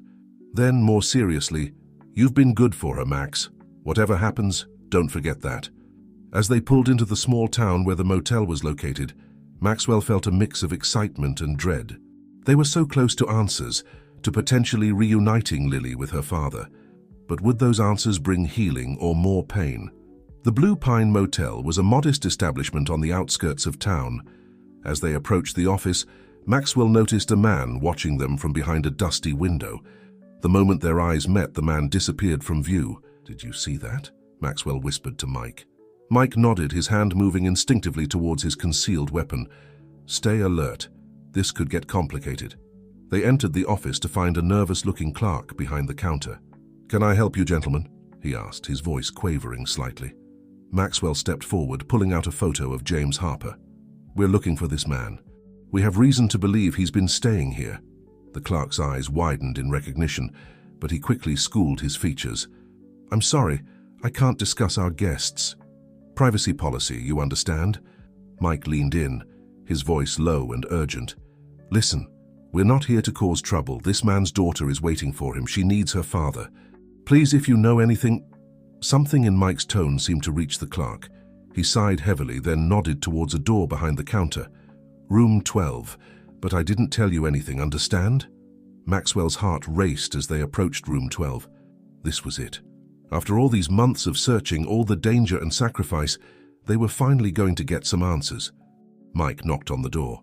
"Mr. Harper, James Harper, we need to talk to you." Silence. Maxwell stepped forward. "James, if you're in there, please. It's about Lily. She's safe, but she needs you." For a moment, nothing happened. Then slowly, the door creaked open. Standing before them was James Harper, older and more weathered than his photo, but unmistakably the man they'd been searching for. "You found her," James whispered, his voice hoarse with emotion. "Lily's really safe?" Maxwell nodded, feeling a lump form in his throat. "She's been living with me. She's brave and strong, James. But she misses her father terribly." James seemed to crumple at these words, leaning heavily against the doorframe. "I never wanted to leave her," he said, his voice breaking. "But they were going to hurt her if I didn't disappear. I thought—" I thought I was protecting her. Mike stepped forward, his voice gentle but firm. Mr. Harper, we know about the conspiracy. We know you were framed, but we need your help to bring down the people responsible. Will you come with us? James hesitated, fear flashing across his face. How can I trust you? How do I know this isn't a trap? Maxwell pulled out his phone, bringing up a photo of Lily. It was from just a few days ago, showing her laughing as she played in Central Park. This is your daughter now, James. She's safe, she's happy, but she needs her father. Help us make things right for her sake. James stared at the photo, tears welling in his eyes. Slowly, he nodded. Okay, for Lily. I'll do whatever it takes. The drive back to the city was filled with James's story, how he had uncovered the money laundering scheme, how he had been threatened and framed, and how he had been living on the run, always looking over his shoulder. I tried to gather evidence, James explained, but every time I got close, they seemed to be one step ahead. It was like they had eyes everywhere. Maxwell and Mike exchanged glances. The depth of the conspiracy was even greater than they had imagined. As they neared the city, Maxwell's phone rang. It was Rachel. Max, thank God. You need to get back here now. Something's happened. Maxwell felt his blood run cold. Rachel, what is it? Is Lily okay? Lily's fine, she's with me, Rachel assured him quickly. But Max, Victor Crane has resurfaced. He's calling for a press conference. Says he has evidence that will shock the nation. Maxwell's mind raced. What was Crane playing at? Was this a desperate last stand? Or did he truly have something that could turn the tables? We're on our way, Maxwell said grimly. Keep Lily safe, and Rachel, be careful. We don't know what Crane's planning. As he hung up, Maxwell filled Mike and James in on the situation. James's face paled. Crane was always the most dangerous of them all. If he's making a move now, it can't be good. They sped towards the city, the New York skyline growing larger on the horizon. Maxwell felt as though he was racing towards a storm, one that threatened to engulf everything he had fought so hard to protect. As they entered the city limits, Maxwell's phone buzzed with a news alert. His heart nearly stopped as he read the headline, "Breaking, Victor Crane claims evidence of government collusion in Thornton Industries scandal." The game had changed once again, and this time the stakes were higher than ever. Maxwell realized that the next few hours would determine not just his fate, or James's, or even Lily's, but potentially the future of the entire nation. As they weaved through the busy New York streets, Maxwell steeled himself for the battle ahead. He had come too far, sacrificed too much to back down now. Whatever Crane had planned, whatever revelations awaited, Maxwell Thornton was ready to face them head-on. For Lily, for James, for justice, and for the man he had become through this extraordinary journey. The final act was about to begin, and Maxwell was determined to see it through to the end, no matter the cost. The streets of New York were a blur as Maxwell's car sped towards Thornton Tower. James Harper sat in the back seat, his face a mask of anxiety and anticipation. Mike was on the phone, coordinating with FBI agents and trying to get ahead of whatever Crane had planned. Maxwell's mind raced. What could Crane possibly have? And more importantly, how could they counter it? As they pulled up to Thornton Tower, they were met by a sea of reporters and flashing cameras. Maxwell steeled himself, then turned to James. "Are you ready for this?" he asked softly. James took a deep breath, then nodded. "For Lily," he said, his voice barely above a whisper. They stepped out of the car, immediately bombarded by shouted questions and camera flashes. Maxwell raised a hand, silencing the crowd. "I know you all have questions," he said, his voice carrying across the plaza. "And I promise they will be answered. But first I'd like to introduce someone. This is James Harper, the man who first uncovered the corruption we've been fighting, the man who was framed and forced into hiding to protect his daughter." A collective gasp went through the crowd, followed by a renewed frenzy of questions. Maxwell ignored them, guiding James through the throng and into the building. Inside, they found Rachel waiting with Lily. The moment Lily saw James, her eyes went wide. "Daddy," she whispered, as if afraid to believe it was real. James fell to his knees, tears streaming down his face. "Lily, my sweet girl, I'm so sorry." "I'm so sorry." Lily rushed into her father's arms, both of them sobbing as they clung to each other. Maxwell felt his own eyes stinging as he watched the reunion. He caught Rachel's gaze, saw the mix of joy and sadness there, and knew she was feeling the same bittersweet emotion, but there was no time to dwell on it. A commotion from the lobby's large-screen TVs drew their attention. Victor Crane's face filled the screens, his expression one of grim determination. "My fellow Americans," Crane began, his voice smooth and controlled, "I come to you today with a heavy heart and a burden of truth that can no longer be denied. The corruption that has been uncovered at Thornton Industries is merely the tip of the iceberg. Today, I will present evidence that implicates not just corporate leaders, but high-ranking government officials in a conspiracy that threatens the very foundation of our democracy." Maxwell felt a chill run down his spine. He turned to Mike. "We need to get ahead of this. Whatever Crane's planning, we can't let him control the narrative." Mike nodded grimly. "I'll get our team on it." "But Max, if what Crane's saying is true, then we deal with it," Maxwell said firmly. "The truth comes out no matter who it hurts. That's what we've been fighting for all along." As they rushed to the conference room, Maxwell couldn't help but glance back at Lily and James. They were still locked in an embrace, oblivious to the storm that was about to break. He made a silent vow to protect them, no matter what happened next. In the conference room, a team of lawyers, PR specialists, and FBI agents were already hard at work. Screens displayed news feeds from various channels, all focused on Crane's press conference. "What do we know?" Maxwell demanded as he entered. Sarah, his head of PR, stepped forward. "Crane claims to have documents and recordings that prove government officials were not only aware of the money laundering scheme, but actively participated in it. He's threatening to release everything unless certain demands are met." Maxwell's eyes narrowed. "What demands?" Sarah hesitated, then said, "Full immunity for himself and several others involved in the conspiracy, and control of Thornton Industries." The room erupted in angry murmurs. Maxwell held up a hand, silencing them. "He's desperate," he said. "This is a last-ditch effort to save himself, but we're not going to play his game." He turned to the FBI agents present. "How much of what Crane's claiming is true?" The lead agent, a stern-faced woman named Rodriguez, stepped forward. "We've been investigating these allegations for weeks, Mr. Thornton. I'm afraid a significant portion of Crane's claims appear to be accurate. The corruption goes deep, possibly all the way to the cabinet level." Maxwell felt the weight of the situation pressing down on him. This was bigger than he had ever imagined. The ramifications could shake the country to its core. But as he looked around the room at the determined faces of his team, at Mike's unwavering support, he knew what he had to do. "All right," he said, his voice steady and resolute. "Here's what we're going to do. We're going to beat Crane to the punch. We release everything we have, all the evidence James gathered, everything we've uncovered since. We do it now before Crane can spin it to his advantage," Sarah gasped. "Mr. Thornton, the impact on the company will survive," Maxwell cut her off. "Our integrity won't if we try to cover this up or make deals with someone like Crane." He turned to Agent Rodriguez.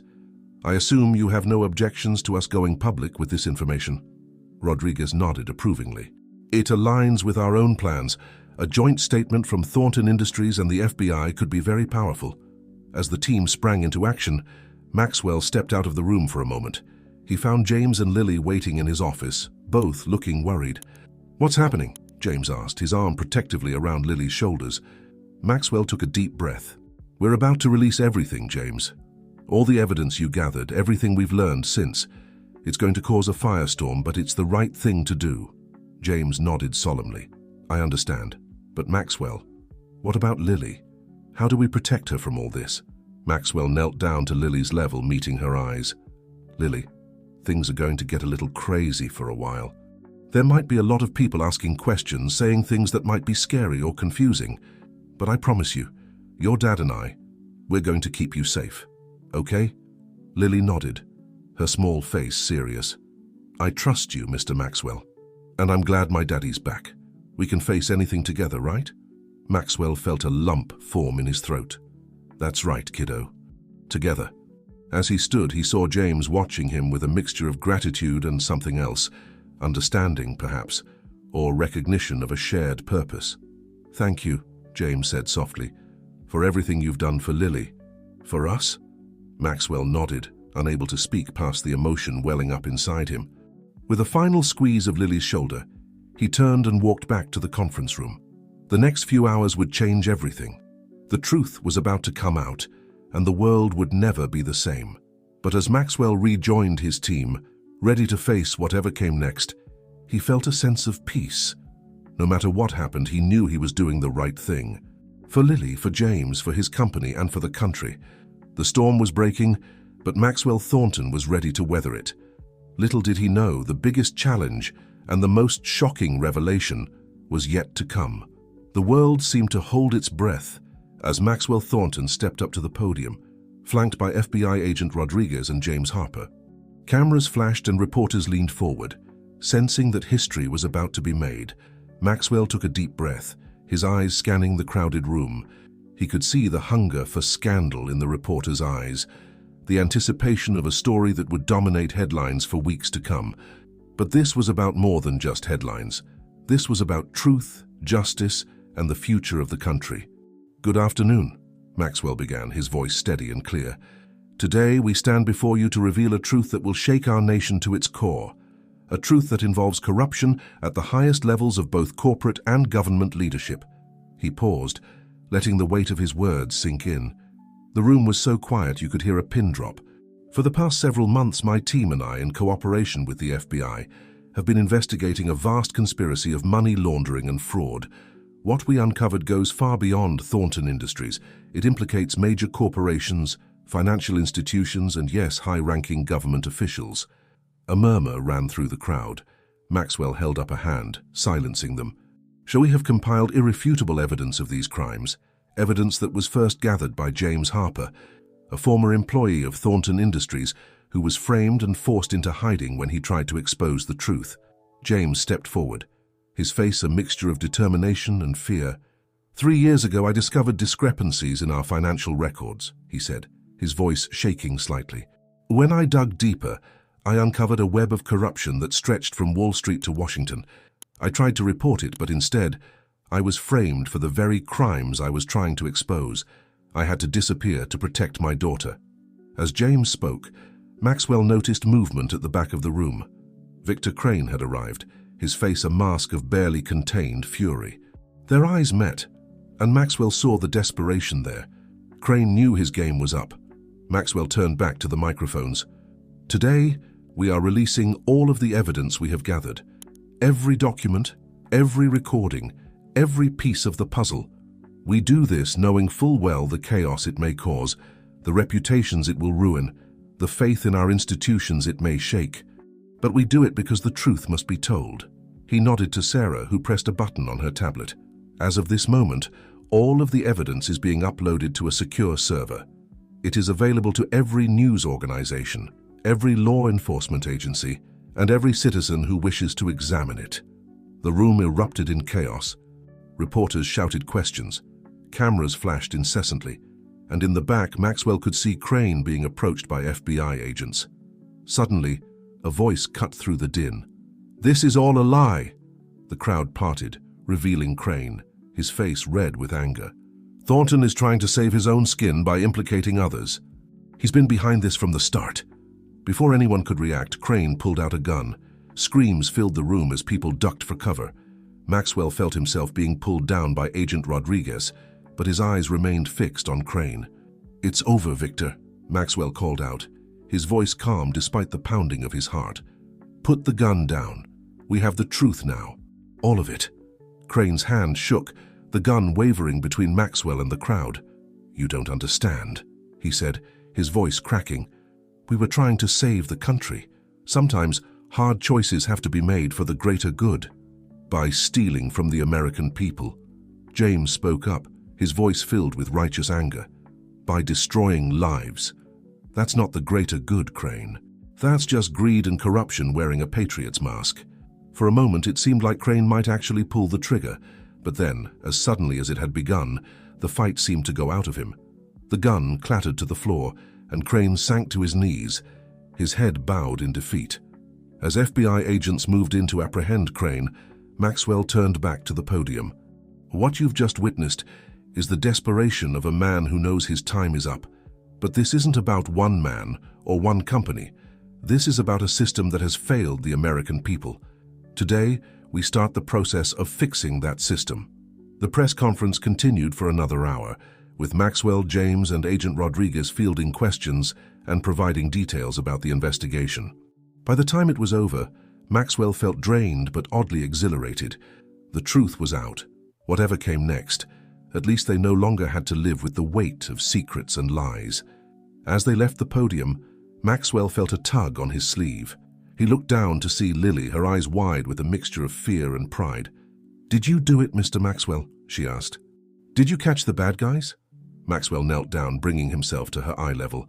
"We've started to, Lily. There's still a lot of work to do, but we've taken a big step today." Lily nodded solemnly, then threw her arms around Maxwell's neck.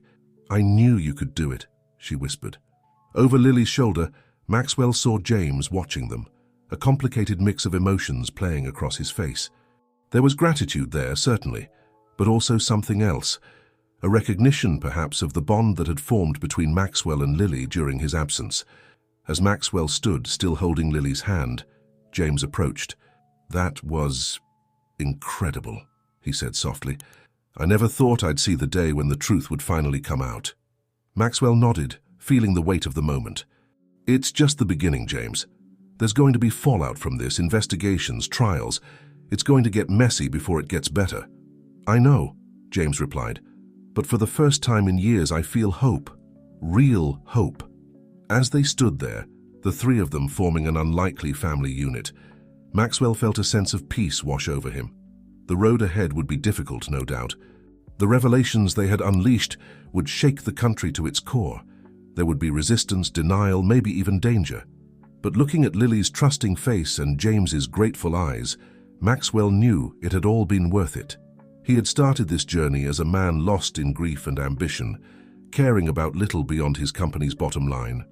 Now he stood as something more, a protector, a truth-teller, maybe even a hero to some. Whatever challenges lay ahead, Maxwell Thornton was ready to face them. Not alone, but with Lily, James, and all those who believed in the power of truth and justice by his side. As they left the press room, stepping out into a world forever changed by the truths they had revealed, Maxwell felt a surge of determination. The game wasn't over. In many ways, it was just beginning. But this time, they were playing by a new set of rules. Rules of honesty, integrity, and unwavering commitment to what was right. The future was uncertain, but for the first time in years it was also filled with hope. And that, Maxwell realized, was the greatest victory of all. The days following the explosive press conference were a whirlwind of activity. Maxwell found himself at the center of a media storm, hailed as both a hero and a villain depending on who was doing the talking. Thornton Tower was besieged by reporters, all clamoring for exclusive interviews and insider information. But for Maxwell, the most important task was ensuring Lily's safety and well-being. He had moved her and James to a secure location, away from the prying eyes of the press and potential threats from those implicated in the scandal. It was a quiet Sunday morning when Maxwell finally had a moment to breathe. He sat in the living room of the safe house, nursing a cup of coffee and watching the sun rise over the city skyline. The sound of soft footsteps made him turn. Lily padded into the room, still in her pajamas, her hair a mess of tangled curls. "Mr. Maxwell?" she said sleepily. "Are you okay?" Maxwell smiled, touched by her concern. "I'm fine, sweetheart, just thinking." Lily climbed onto the couch next to him, leaning against his side. "About the bad guys?" Maxwell chuckled softly. "Something like that. How are you doing, Lily? I know all of this must be very confusing and scary." Lily was quiet for a moment, her small face scrunched up in thought. "It is scary," she admitted finally, "but I'm not as afraid anymore because I have my daddy back and I have you." Maxwell felt a lump form in his throat. He put an arm around Lily's shoulders, pulling her close. "That's right. You've got us both, and we're not going to let anything bad happen to you." They sat in comfortable silence for a while, watching the city wake up. Then Lily spoke again, her voice small and hesitant. "Mr. Maxwell, what's going to happen now?" Maxwell took a deep breath. How could he explain the complexities of the situation to an 8-year-old? "Well, a lot of things are going to change. Some people who did bad things are going to be punished. And a lot of people are going to be working very hard to fix the mistakes that were made." "Will you have to go away?" Lily asked, a note of fear creeping into her voice. Maxwell's heart clenched. "No, Lily, I'm not going anywhere. I promise, Just then, James appeared in the doorway looking rumpled and tired. "Everything okay in here?" Lily jumped up, running to give her father a hug. "Daddy!" Mr. Maxwell was explaining about the changes. James picked up his daughter, holding her close. He met Maxwell's eyes over Lily's head, a silent understanding passing between them. "Why don't you go get dressed, sweetie?" James suggested. "Maybe we can all go for a walk in the park later if it's safe." As Lily scampered off, James took a seat across from Maxwell. "How are you holding up?" he asked. Maxwell sighed, running a hand through his hair. "Honestly, I'm exhausted. The press won't let up, the FBI is conducting raids practically every hour, and the stock market—" He trailed off, shaking his head. James nodded sympathetically. "I can't even imagine, Maxwell. I don't know how to thank you for everything you've done. For Lily, for me, for the truth." "You don't have to thank me," Maxwell said firmly. "I did what needed to be done, what was right." They sat in companionable silence for a moment, both lost in thought. Then James spoke again, his voice hesitant. "I've been thinking about the future, about what's best for Lily." Maxwell felt a knot form in his stomach. He had known this conversation was coming, but that didn't make it any easier. "What are you thinking?" James took a deep breath. I think we need to leave New York. Start fresh somewhere new, somewhere Lily can have a normal childhood away from all this media attention." The words hit Maxwell like a physical blow. The thought of Lily leaving, of not seeing her every day, was more painful than he had expected. But he knew James was right. Lily deserved a chance at normalcy. "I understand," Maxwell said, fighting to keep his voice steady. "You have to do what's best for Lily. Where are you thinking of going?" "I have a cousin in Colorado," James replied. "She's offered to help us get settled. It's a small town, quiet, good schools." Maxwell nodded, trying to imagine Lily among mountains and open skies, far from the bustling streets of New York. It was a bittersweet image. "When?" "Soon," James said softly. "I haven't told Lily yet. I wanted to talk to you first." Before Maxwell could respond, his phone buzzed. It was Sarah, his PR manager. "Mr. Thornton, I'm sorry to bother you on a Sunday, but you need to see this. Turn on the news." With a sense of dread, Maxwell reached for the remote. The TV flickered to life, showing a breaking news banner. The anchor's voice filled the room. "In a shocking development, newly uncovered evidence suggests that the corruption scandal may have roots going back decades, potentially implicating former presidents and high-ranking officials long out of office. The Department of Justice has announced the formation of a special task force to investigate these historical allegations." Maxwell and James exchanged stunned looks. Just when they thought the situation couldn't get any more complex, the scope of the scandal seemed to be expanding exponentially. "I have to go," Maxwell said, already reaching for his jacket. "James, I'm sorry. We'll finish this conversation later." As he hurried out the door, Maxwell's mind was racing. The implications of these new revelations were staggering. The entire political landscape of the country could be reshaped. And once again, he found himself at the center of the storm. But even as he steeled himself for the challenges ahead, Maxwell couldn't shake the hollow feeling in his chest. The image of Lily and James leaving for Colorado lingered in his mind, a reminder of the personal cost of his quest for truth. As his car sped towards Thornton Tower, Maxwell made a silent vow. No matter what happened next, no matter how big this scandal became, he would not lose sight of what truly mattered. He had started this journey for Lily, and he would see it through. For her, for James, and for all those who had been victimized by corruption. The game was changing once again, but Maxwell Thornton was ready to play, no matter the cost. The Thornton Industries boardroom was a sea of tense faces and furrowed brows. Maxwell stood at the head of the table, his tie loosened and sleeves rolled up, a visual representation of the grueling weeks that had passed since the press conference. "Gentlemen, ladies," he began, his voice steady despite his exhaustion, "I won't sugarcoat this. We're facing the biggest crisis in our company's history. The stock has taken a hit, we've lost contracts, and public opinion is mixed, to say the least." Murmurs of agreement and concern rippled through the room. Maxwell held up a hand, silencing them.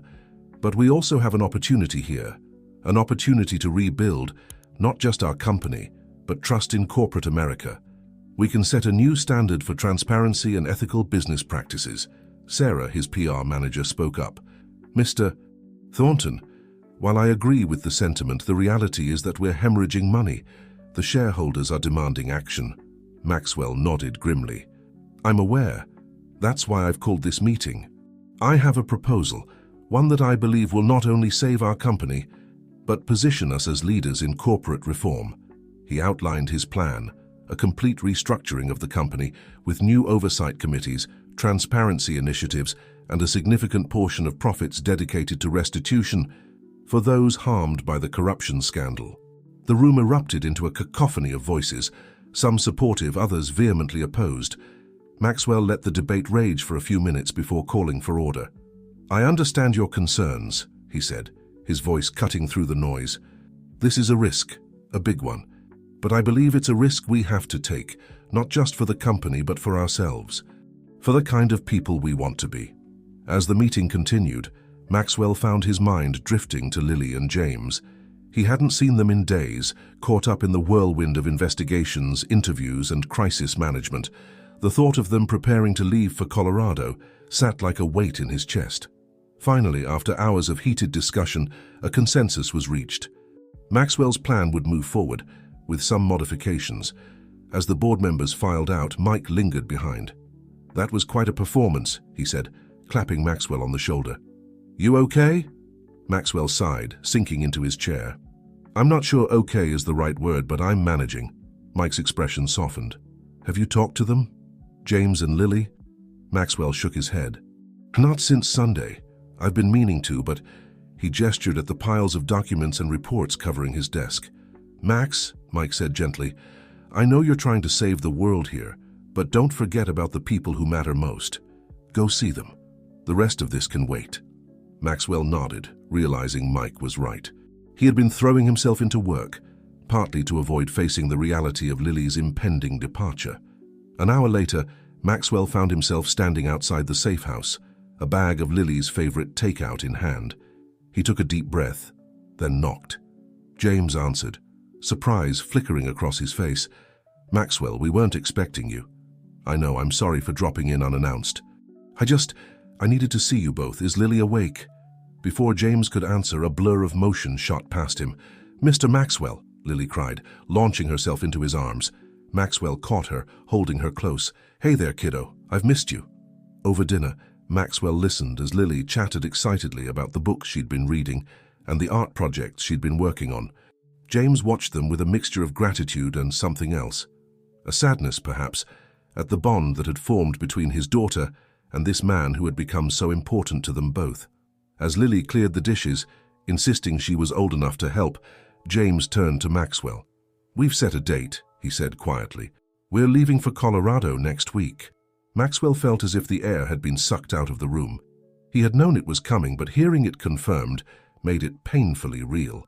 So soon, he managed to say. James nodded. We think it's for the best, to get Lily settled before the new school year starts. Does she know? We told her yesterday. She's processing. Just then Lily returned, her face serious. Mr. Maxwell, is it true you're not coming with us to Colorado? Maxwell's heart clenched. He knelt down to her level, taking her small hands in his. Lily, sweetheart, I can't come with you.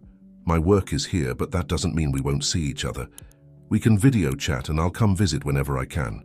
Lily's lower lip trembled. But it won't be the same. You're family now. Families are supposed to stay together. Maxwell pulled her into a hug, fighting back his own tears. Oh, Lily, you're right. We are family, and that doesn't change, no matter how far apart we are. I promise you, this isn't goodbye. It's just, see you later. As he held her, Maxwell caught James's eye over Lily's head. There was understanding there and shared pain. They both knew that this separation was necessary, but that didn't make it any easier. Later, after Lily had gone to bed, Maxwell and James sat on the balcony, looking out over the city lights.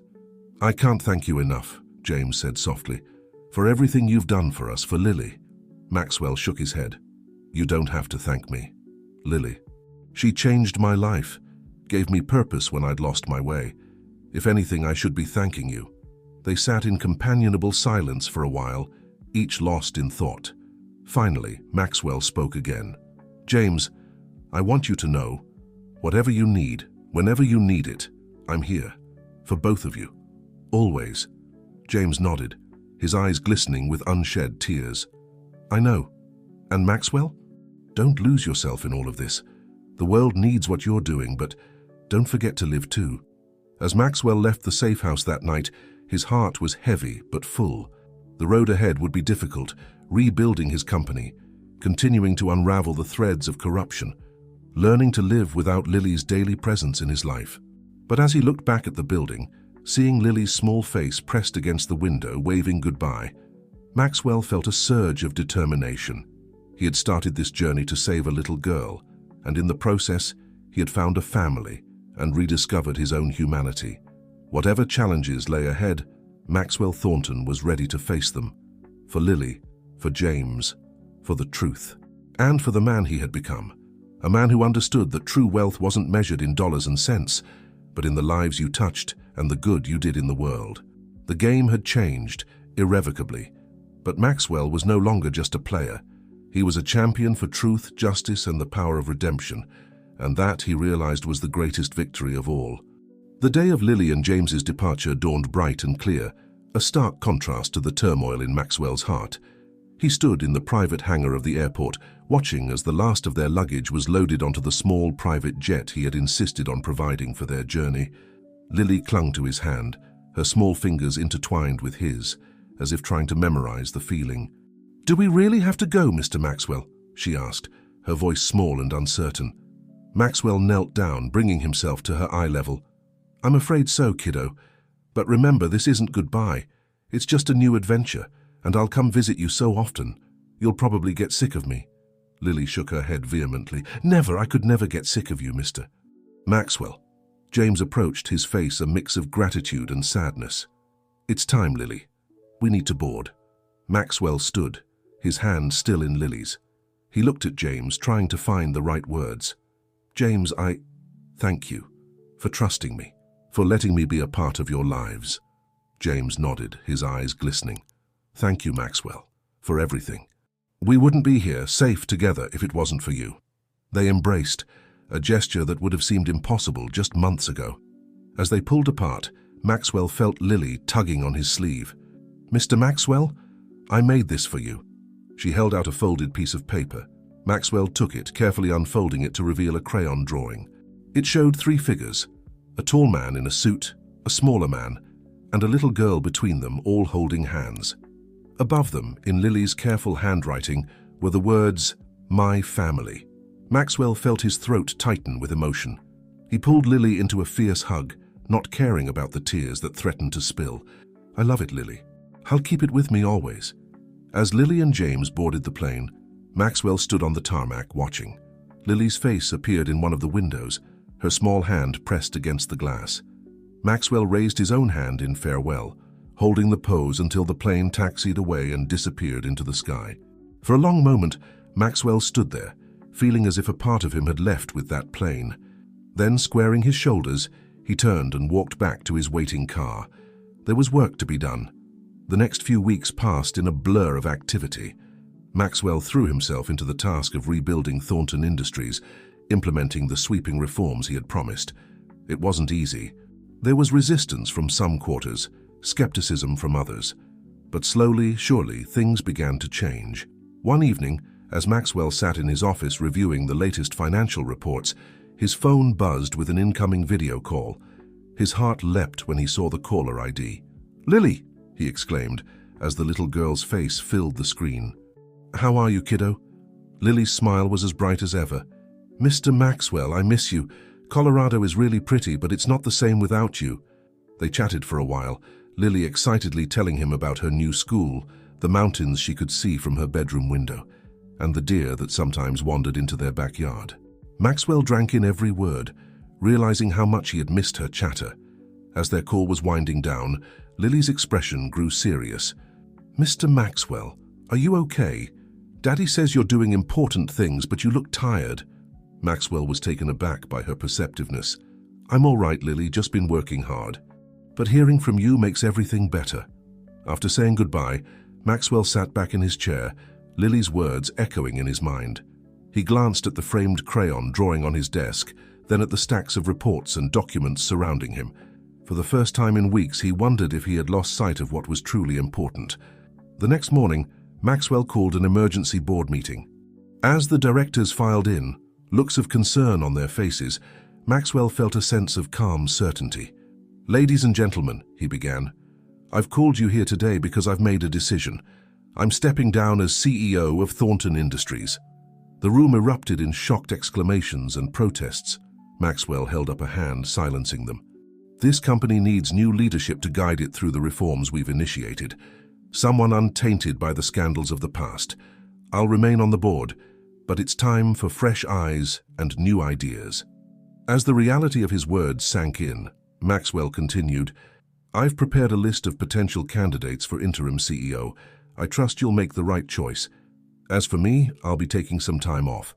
There are some promises I need to keep." Later that day, as news of his resignation spread through the financial world, Maxwell boarded a private jet. But this time, he wasn't heading to a business meeting or a crisis negotiation. He was going to Colorado. As the plane took off, Maxwell looked out the window at the New York skyline receding in the distance.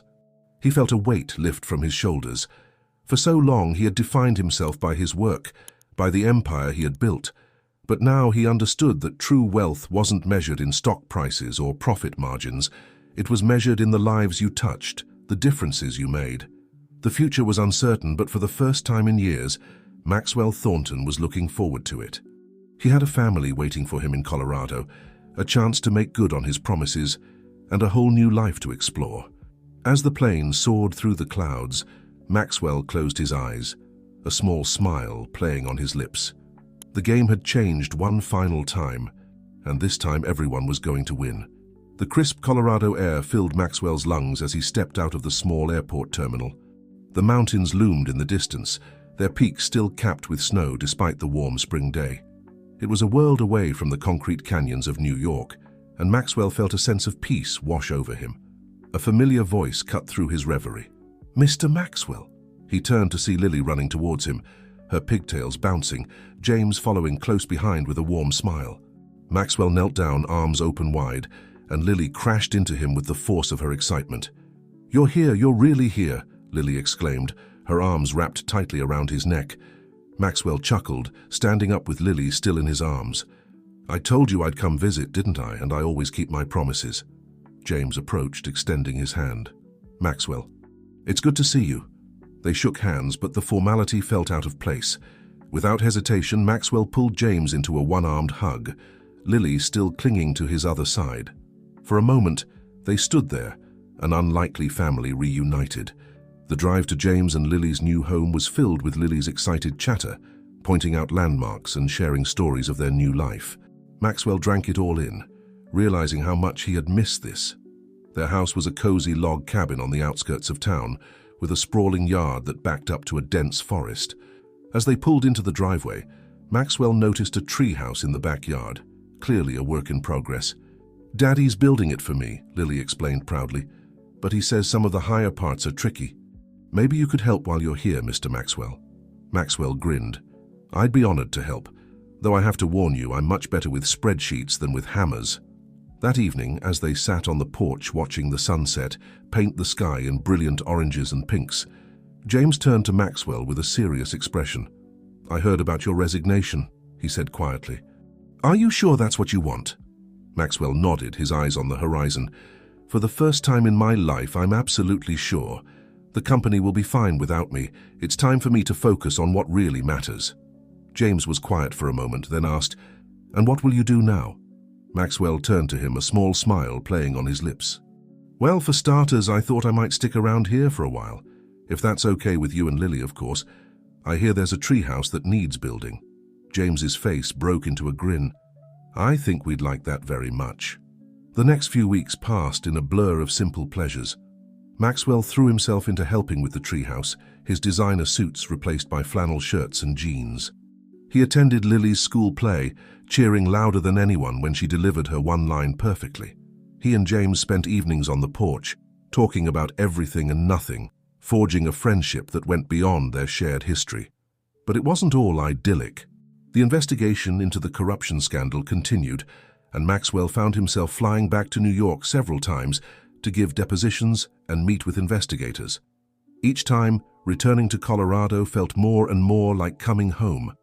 One evening, as Maxwell and James sat in the completed treehouse, sharing a beer and watching the stars come out, James turned to him with a thoughtful expression. "You know, when all this started, I never imagined we'd end up here," he said. "I was so angry, so afraid. I thought I'd lost everything." Maxwell nodded, understanding all too well. "And now?" James smiled, his eyes distant. "Now I realize I've gained more than I ever lost. My daughter is safe and happy.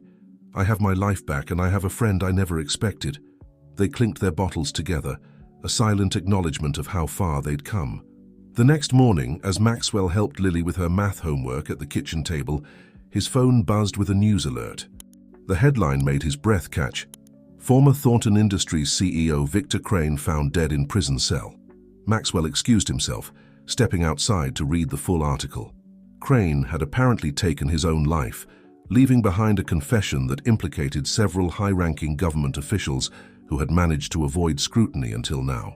As he stood there processing the news, Maxwell felt a small hand slip into his.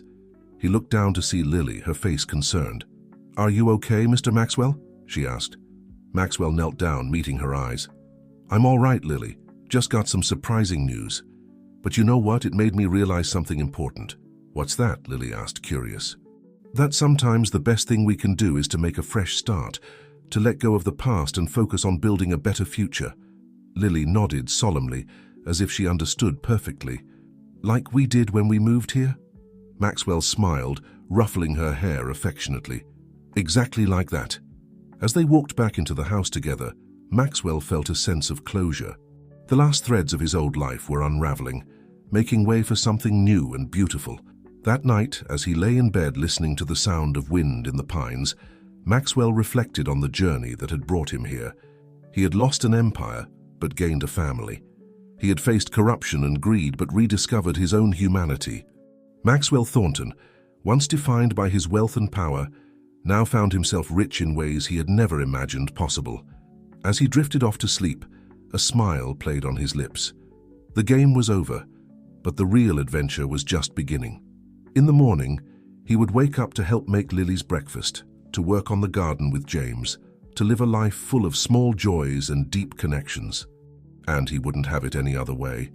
For in the end, Maxwell had learned the most valuable lesson of all, that true wealth isn't measured in dollars and cents, but in the love we give, the lives we touch, and the difference we make in the world.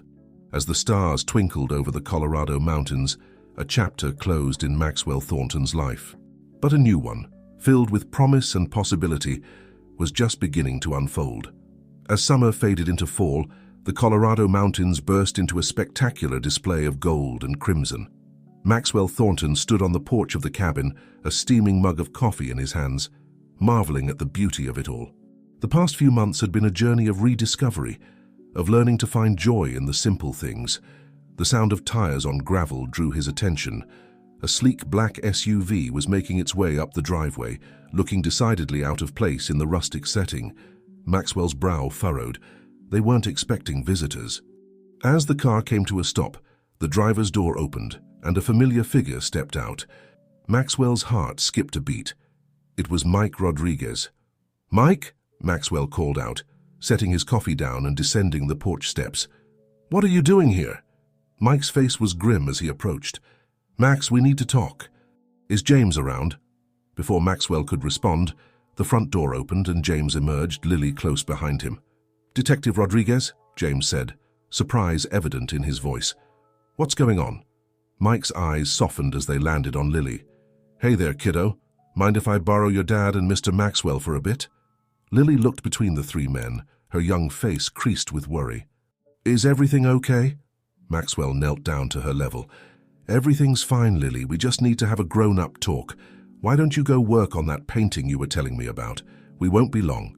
As Lily reluctantly went back inside, the three men gathered in the living room. The tension was palpable as Mike took a seat, his expression serious. "I'll cut to the chase," Mike began. "We've uncovered new evidence in the corruption case. It goes deeper than we ever imagined, and it implicates some people we thought were on our side." Maxwell and James exchanged worried glances. "What kind of evidence?" James asked. Mike pulled out a thick folder from his briefcase. Financial records, encrypted emails, offshore accounts. It paints a picture of a conspiracy that's been in the works for decades. And Max, your father's name is all over it.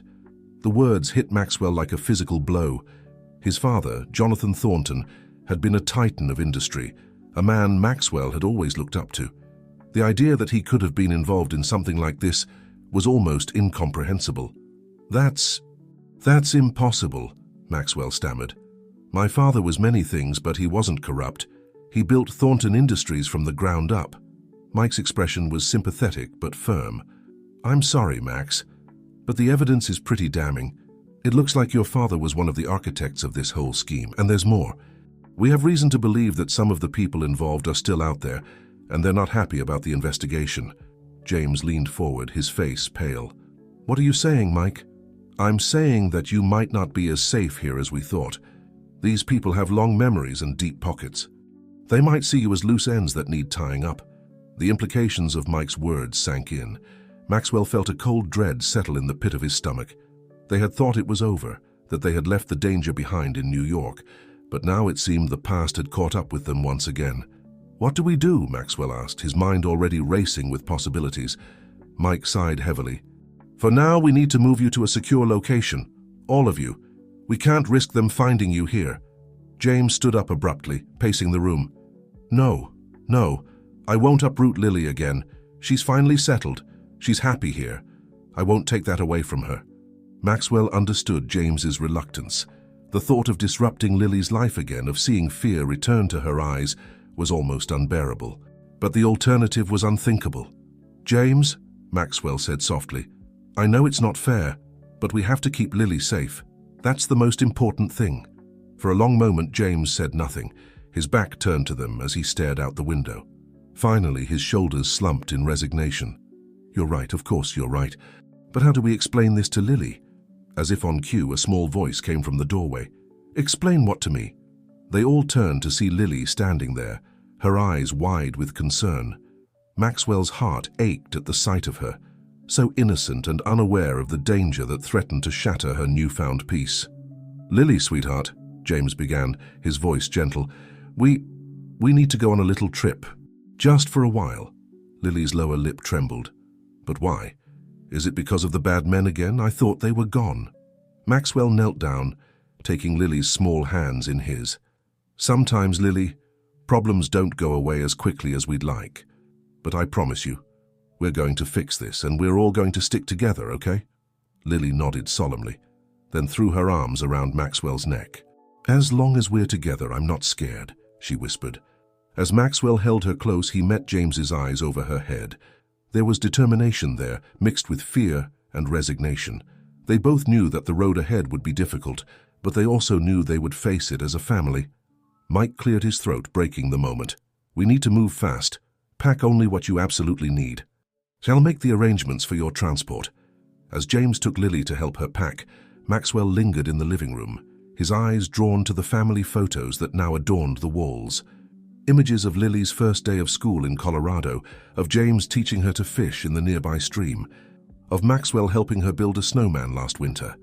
A life they had built together, now threatened by the ghosts of the past. Maxwell felt a fierce protectiveness well up inside him. He had already lost one family. He wouldn't lose this one. Whatever it took, whatever sacrifices he had to make, he would keep Lily and James safe. As he turned to go pack his own belongings, Maxwell's resolve hardened. The game wasn't over after all. But this time, he wasn't just playing for himself. He was playing for the family he had found, for the love that had given his life new meaning.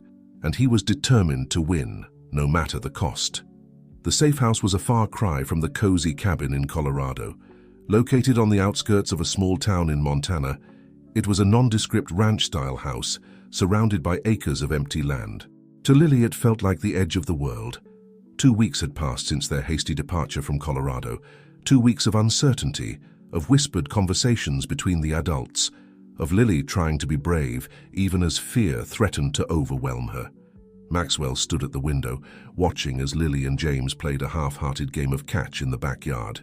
The sight should have been heartwarming, but the ever-present security detail patrolling the perimeter, served as a constant reminder of the danger that lurked just out of sight. Mike entered the room, his face grim. "We've got a problem, Max. Our inside source just went dark. We think they might have been compromised." Maxwell's jaw clenched. "What does that mean for us?" "It means we might have less time than we thought. The people behind this, they're closing in." As the words sank in, Maxwell felt a familiar mix of fear and determination. They had come too far, sacrificed too much, to let it end like this. "What's our next move?" he asked, his voice steady despite the turmoil in his heart. Mike hesitated, then said, "I think it's time we took the fight to them. We have enough evidence to bring down the entire network. We just need to get it to the right people." Maxwell nodded slowly. "You're talking about going public, blowing this whole thing wide open." "It's risky," Mike admitted, "but at this point it might be our best shot at keeping you all safe. Once the story breaks, they'll be too busy trying to save themselves to come after you." As they discussed the details of the plan, Maxwell's mind wandered to the revelations about his father. The idea that Jonathan Thornton, the man he had idolized for so long, could have been at the heart of such corruption was still difficult to process. But Maxwell knew that he couldn't let the sins of the father define the path of the son. Later that evening, after Lily had been tucked into bed, Maxwell and James sat on the porch, the Montana night spread out before them like a velvet blanket studded with stars. "James," Maxwell began, his voice low, "I need to ask you something important." James turned to him, his expression wary. "What is it?" Maxwell took a deep breath. "If this all goes sideways, if something happens to me, I need you to promise me you'll take care of Lily. Keep her safe. Give her the life she deserves." James's eyes widened in alarm. "Max, what are you planning?" "Nothing specific," Maxwell assured him. "But this situation, it's volatile, unpredictable. I just need to know that no matter what happens, Lily will be okay." James was quiet for a long moment, then nodded solemnly. "You have my word. But Maxwell, you're a part of this family now. We need you too."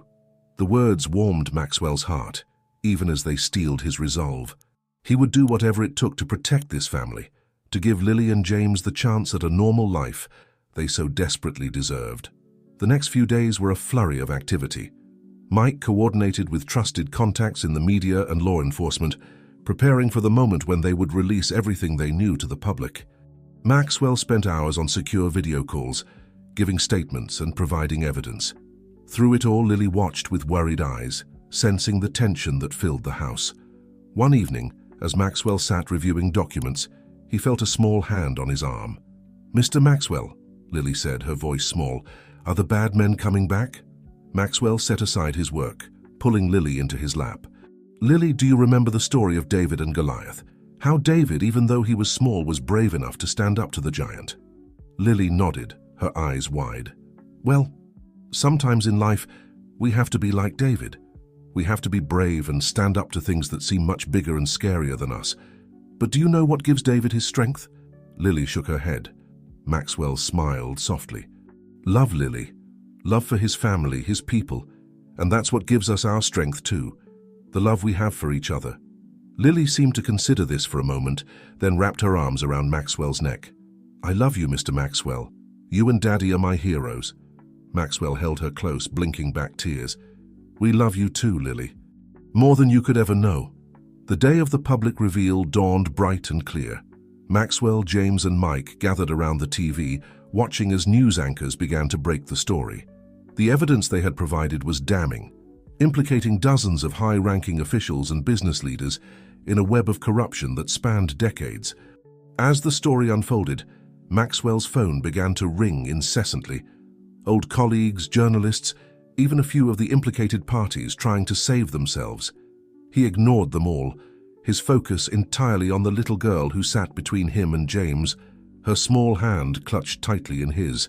Hours passed and the story showed no signs of slowing down. It was the biggest scandal in recent memory, dominating every news channel and social media platform. And at the center of it all was the name Thornton, not as a villain, but as the key to unraveling the entire conspiracy. As night fell, Mike received word that arrests were already being made. The network was crumbling, its members turning on each other in a desperate bid to save themselves. "It's over," Mike said. a note of disbelief in his voice. "We did it." The relief that washed over the room was palpable. James pulled Lily into a tight hug, tears streaming down his face. Maxwell stood by the window, watching as the sun set on what felt like the end of an era. Lily's voice broke through his reverie. "Mr. Maxwell, does this mean we can go home now?" Maxwell turned to her, a smile spreading across his face. "Yes, Lily, we can go home." As they began to make plans for their return to Colorado, Maxwell felt a weight lift from his shoulders. The journey had been long and fraught with danger, but they had emerged stronger, bound together by love and shared experience. The game was truly over now. And as Maxwell looked at the faces of James and Lily, he knew that he had won something far more valuable than any corporate empire or financial success. He had won a family, a purpose, and a chance at a life filled with love and meaning. As the stars came out over Montana, Maxwell Thornton made one final promise to himself. He would spend the rest of his days cherishing this gift he had been given, honoring the trust placed in him by a little girl who had changed his life forever. The future stretched out before them, full of possibility and hope, and for the first time in a very long time, Maxwell Thornton was truly, completely happy. 5 years had passed since the day Maxwell Thornton, James Harper and little Lily had returned to their cabin in Colorado. The world had changed dramatically in that time, shaped by the revelations they had brought to light. But here, nestled in the mountains, life had settled into a peaceful rhythm. Maxwell stood on the porch, watching as Lily, now 13, helped James string lights for her upcoming birthday party. Her laughter echoed across the yard, a sound that never failed to warm Maxwell's heart. "Mr. Maxwell," Lily called out, waving enthusiastically. "Come help us, Dad's tangling everything up." James feigned offense, but his eyes twinkled with mirth. "I'll have you know I'm an expert light stringer, young lady." Maxwell chuckled, descending the steps to join them. As he helped untangle a particularly stubborn knot of lights, he marveled at how far they had come. The aftermath of their revelations had been chaotic. For months, the news had been dominated by stories of arrests, trials, and political upheaval. Thornton Industries had undergone a complete restructuring, emerging as a model of corporate transparency and ethical business practices.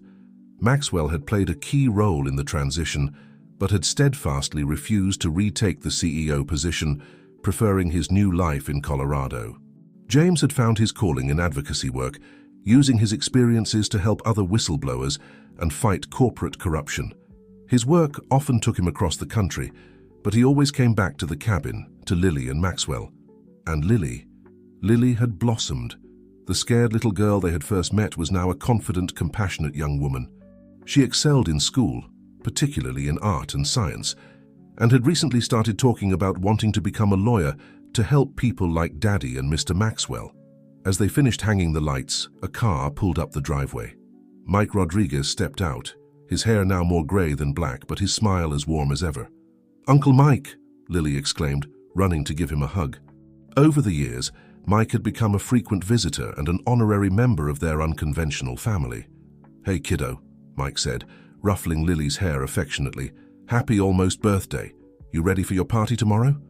As Lily enthusiastically began detailing her party plans to Mike, Maxwell and James exchanged a glance. They had come so far from those tense days in the safe house, when every shadow seemed to hide a threat. Now they were preparing for a birthday party, surrounded by friends and loved ones.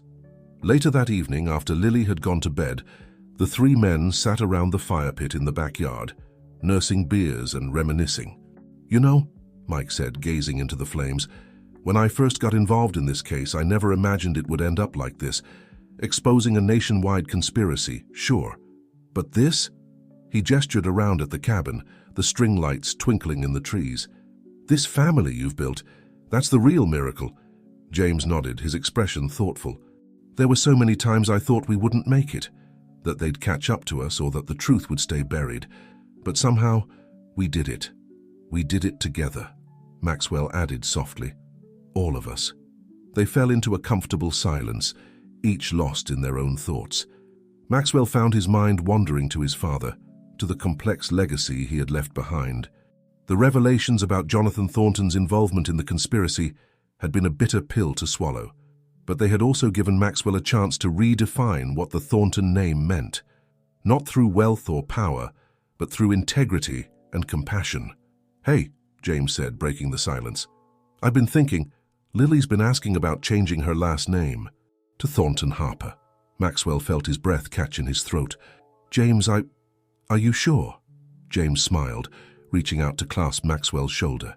"Max, you've been as much a father to her as I have. More, sometimes. Your family in every way that matters. If you're okay with it, we'd both like to make it official." Tears pricked at Maxwell's eyes as he nodded, too overwhelmed to speak. Mike raised his beer bottle in a toast. "To family," he said simply. "To family," Maxwell and James echoed. The next day, Lily's birthday party was in full swing. Kids from her school ran around the yard, playing games and enjoying the unseasonably warm weather. Adults chatted in small groups, a mix of local friends and those who had been part of their journey from the beginning. As Maxwell stood back, taking in the scene, he felt a tug on his sleeve. It was Lily, her face flushed with excitement. "Mr. Maxwell," she said, her voice suddenly shy, "Dad told me about the name change. Is it really okay with you?" Maxwell knelt down, bringing himself to her eye level, as he had done so many times over the years. "Lily," he said softly, "nothing would make me prouder than to share my name with you. You and your dad, you gave me a family when I thought I had lost everything. You taught me what really matters in life." Lily's eyes welled up with tears as she threw her arms around Maxwell's neck. "I love you, Dad," she whispered. Maxwell's heart soared at the word. Dad. It was a title he had never expected to hold, but one that now meant everything to him. As the party continued around them, Maxwell held Lily close, marveling at the journey that had brought them to this moment. From a chance encounter at a charity event to this, a family bonded by love, trust, and shared experiences. The sun began to set over the Colorado mountains, painting the sky in brilliant hues of orange and pink. Maxwell looked out at the gathered friends and family, at James chatting with Mike by the grill, at Lily now running off to join her friends in another game. He thought about the man he had been all those years ago, wealthy, powerful, but ultimately alone. And he thought about the man he was now, a father, a friend, a part of something greater than himself. The game of corporate power and wealth that had once consumed him seemed distant now, like a half-remembered dream. In its place was something far more precious, a life rich in love, purpose, and genuine happiness. As night fell and stars began to twinkle overhead, Maxwell Thornton smiled to himself. The greatest adventure of his life hadn't been exposing a conspiracy or running a multi-billion-dollar company. It had been this, learning to open his heart, to be a father, to build a family. And as he joined Lily and James to cut the birthday cake, surrounded by the warmth of love and laughter, Maxwell knew with absolute certainty that he had won the only game that truly mattered, the game of life, love, and family. And in this game, everyone, Maxwell, James, Lily, and all those whose lives they had touched, had emerged victorious.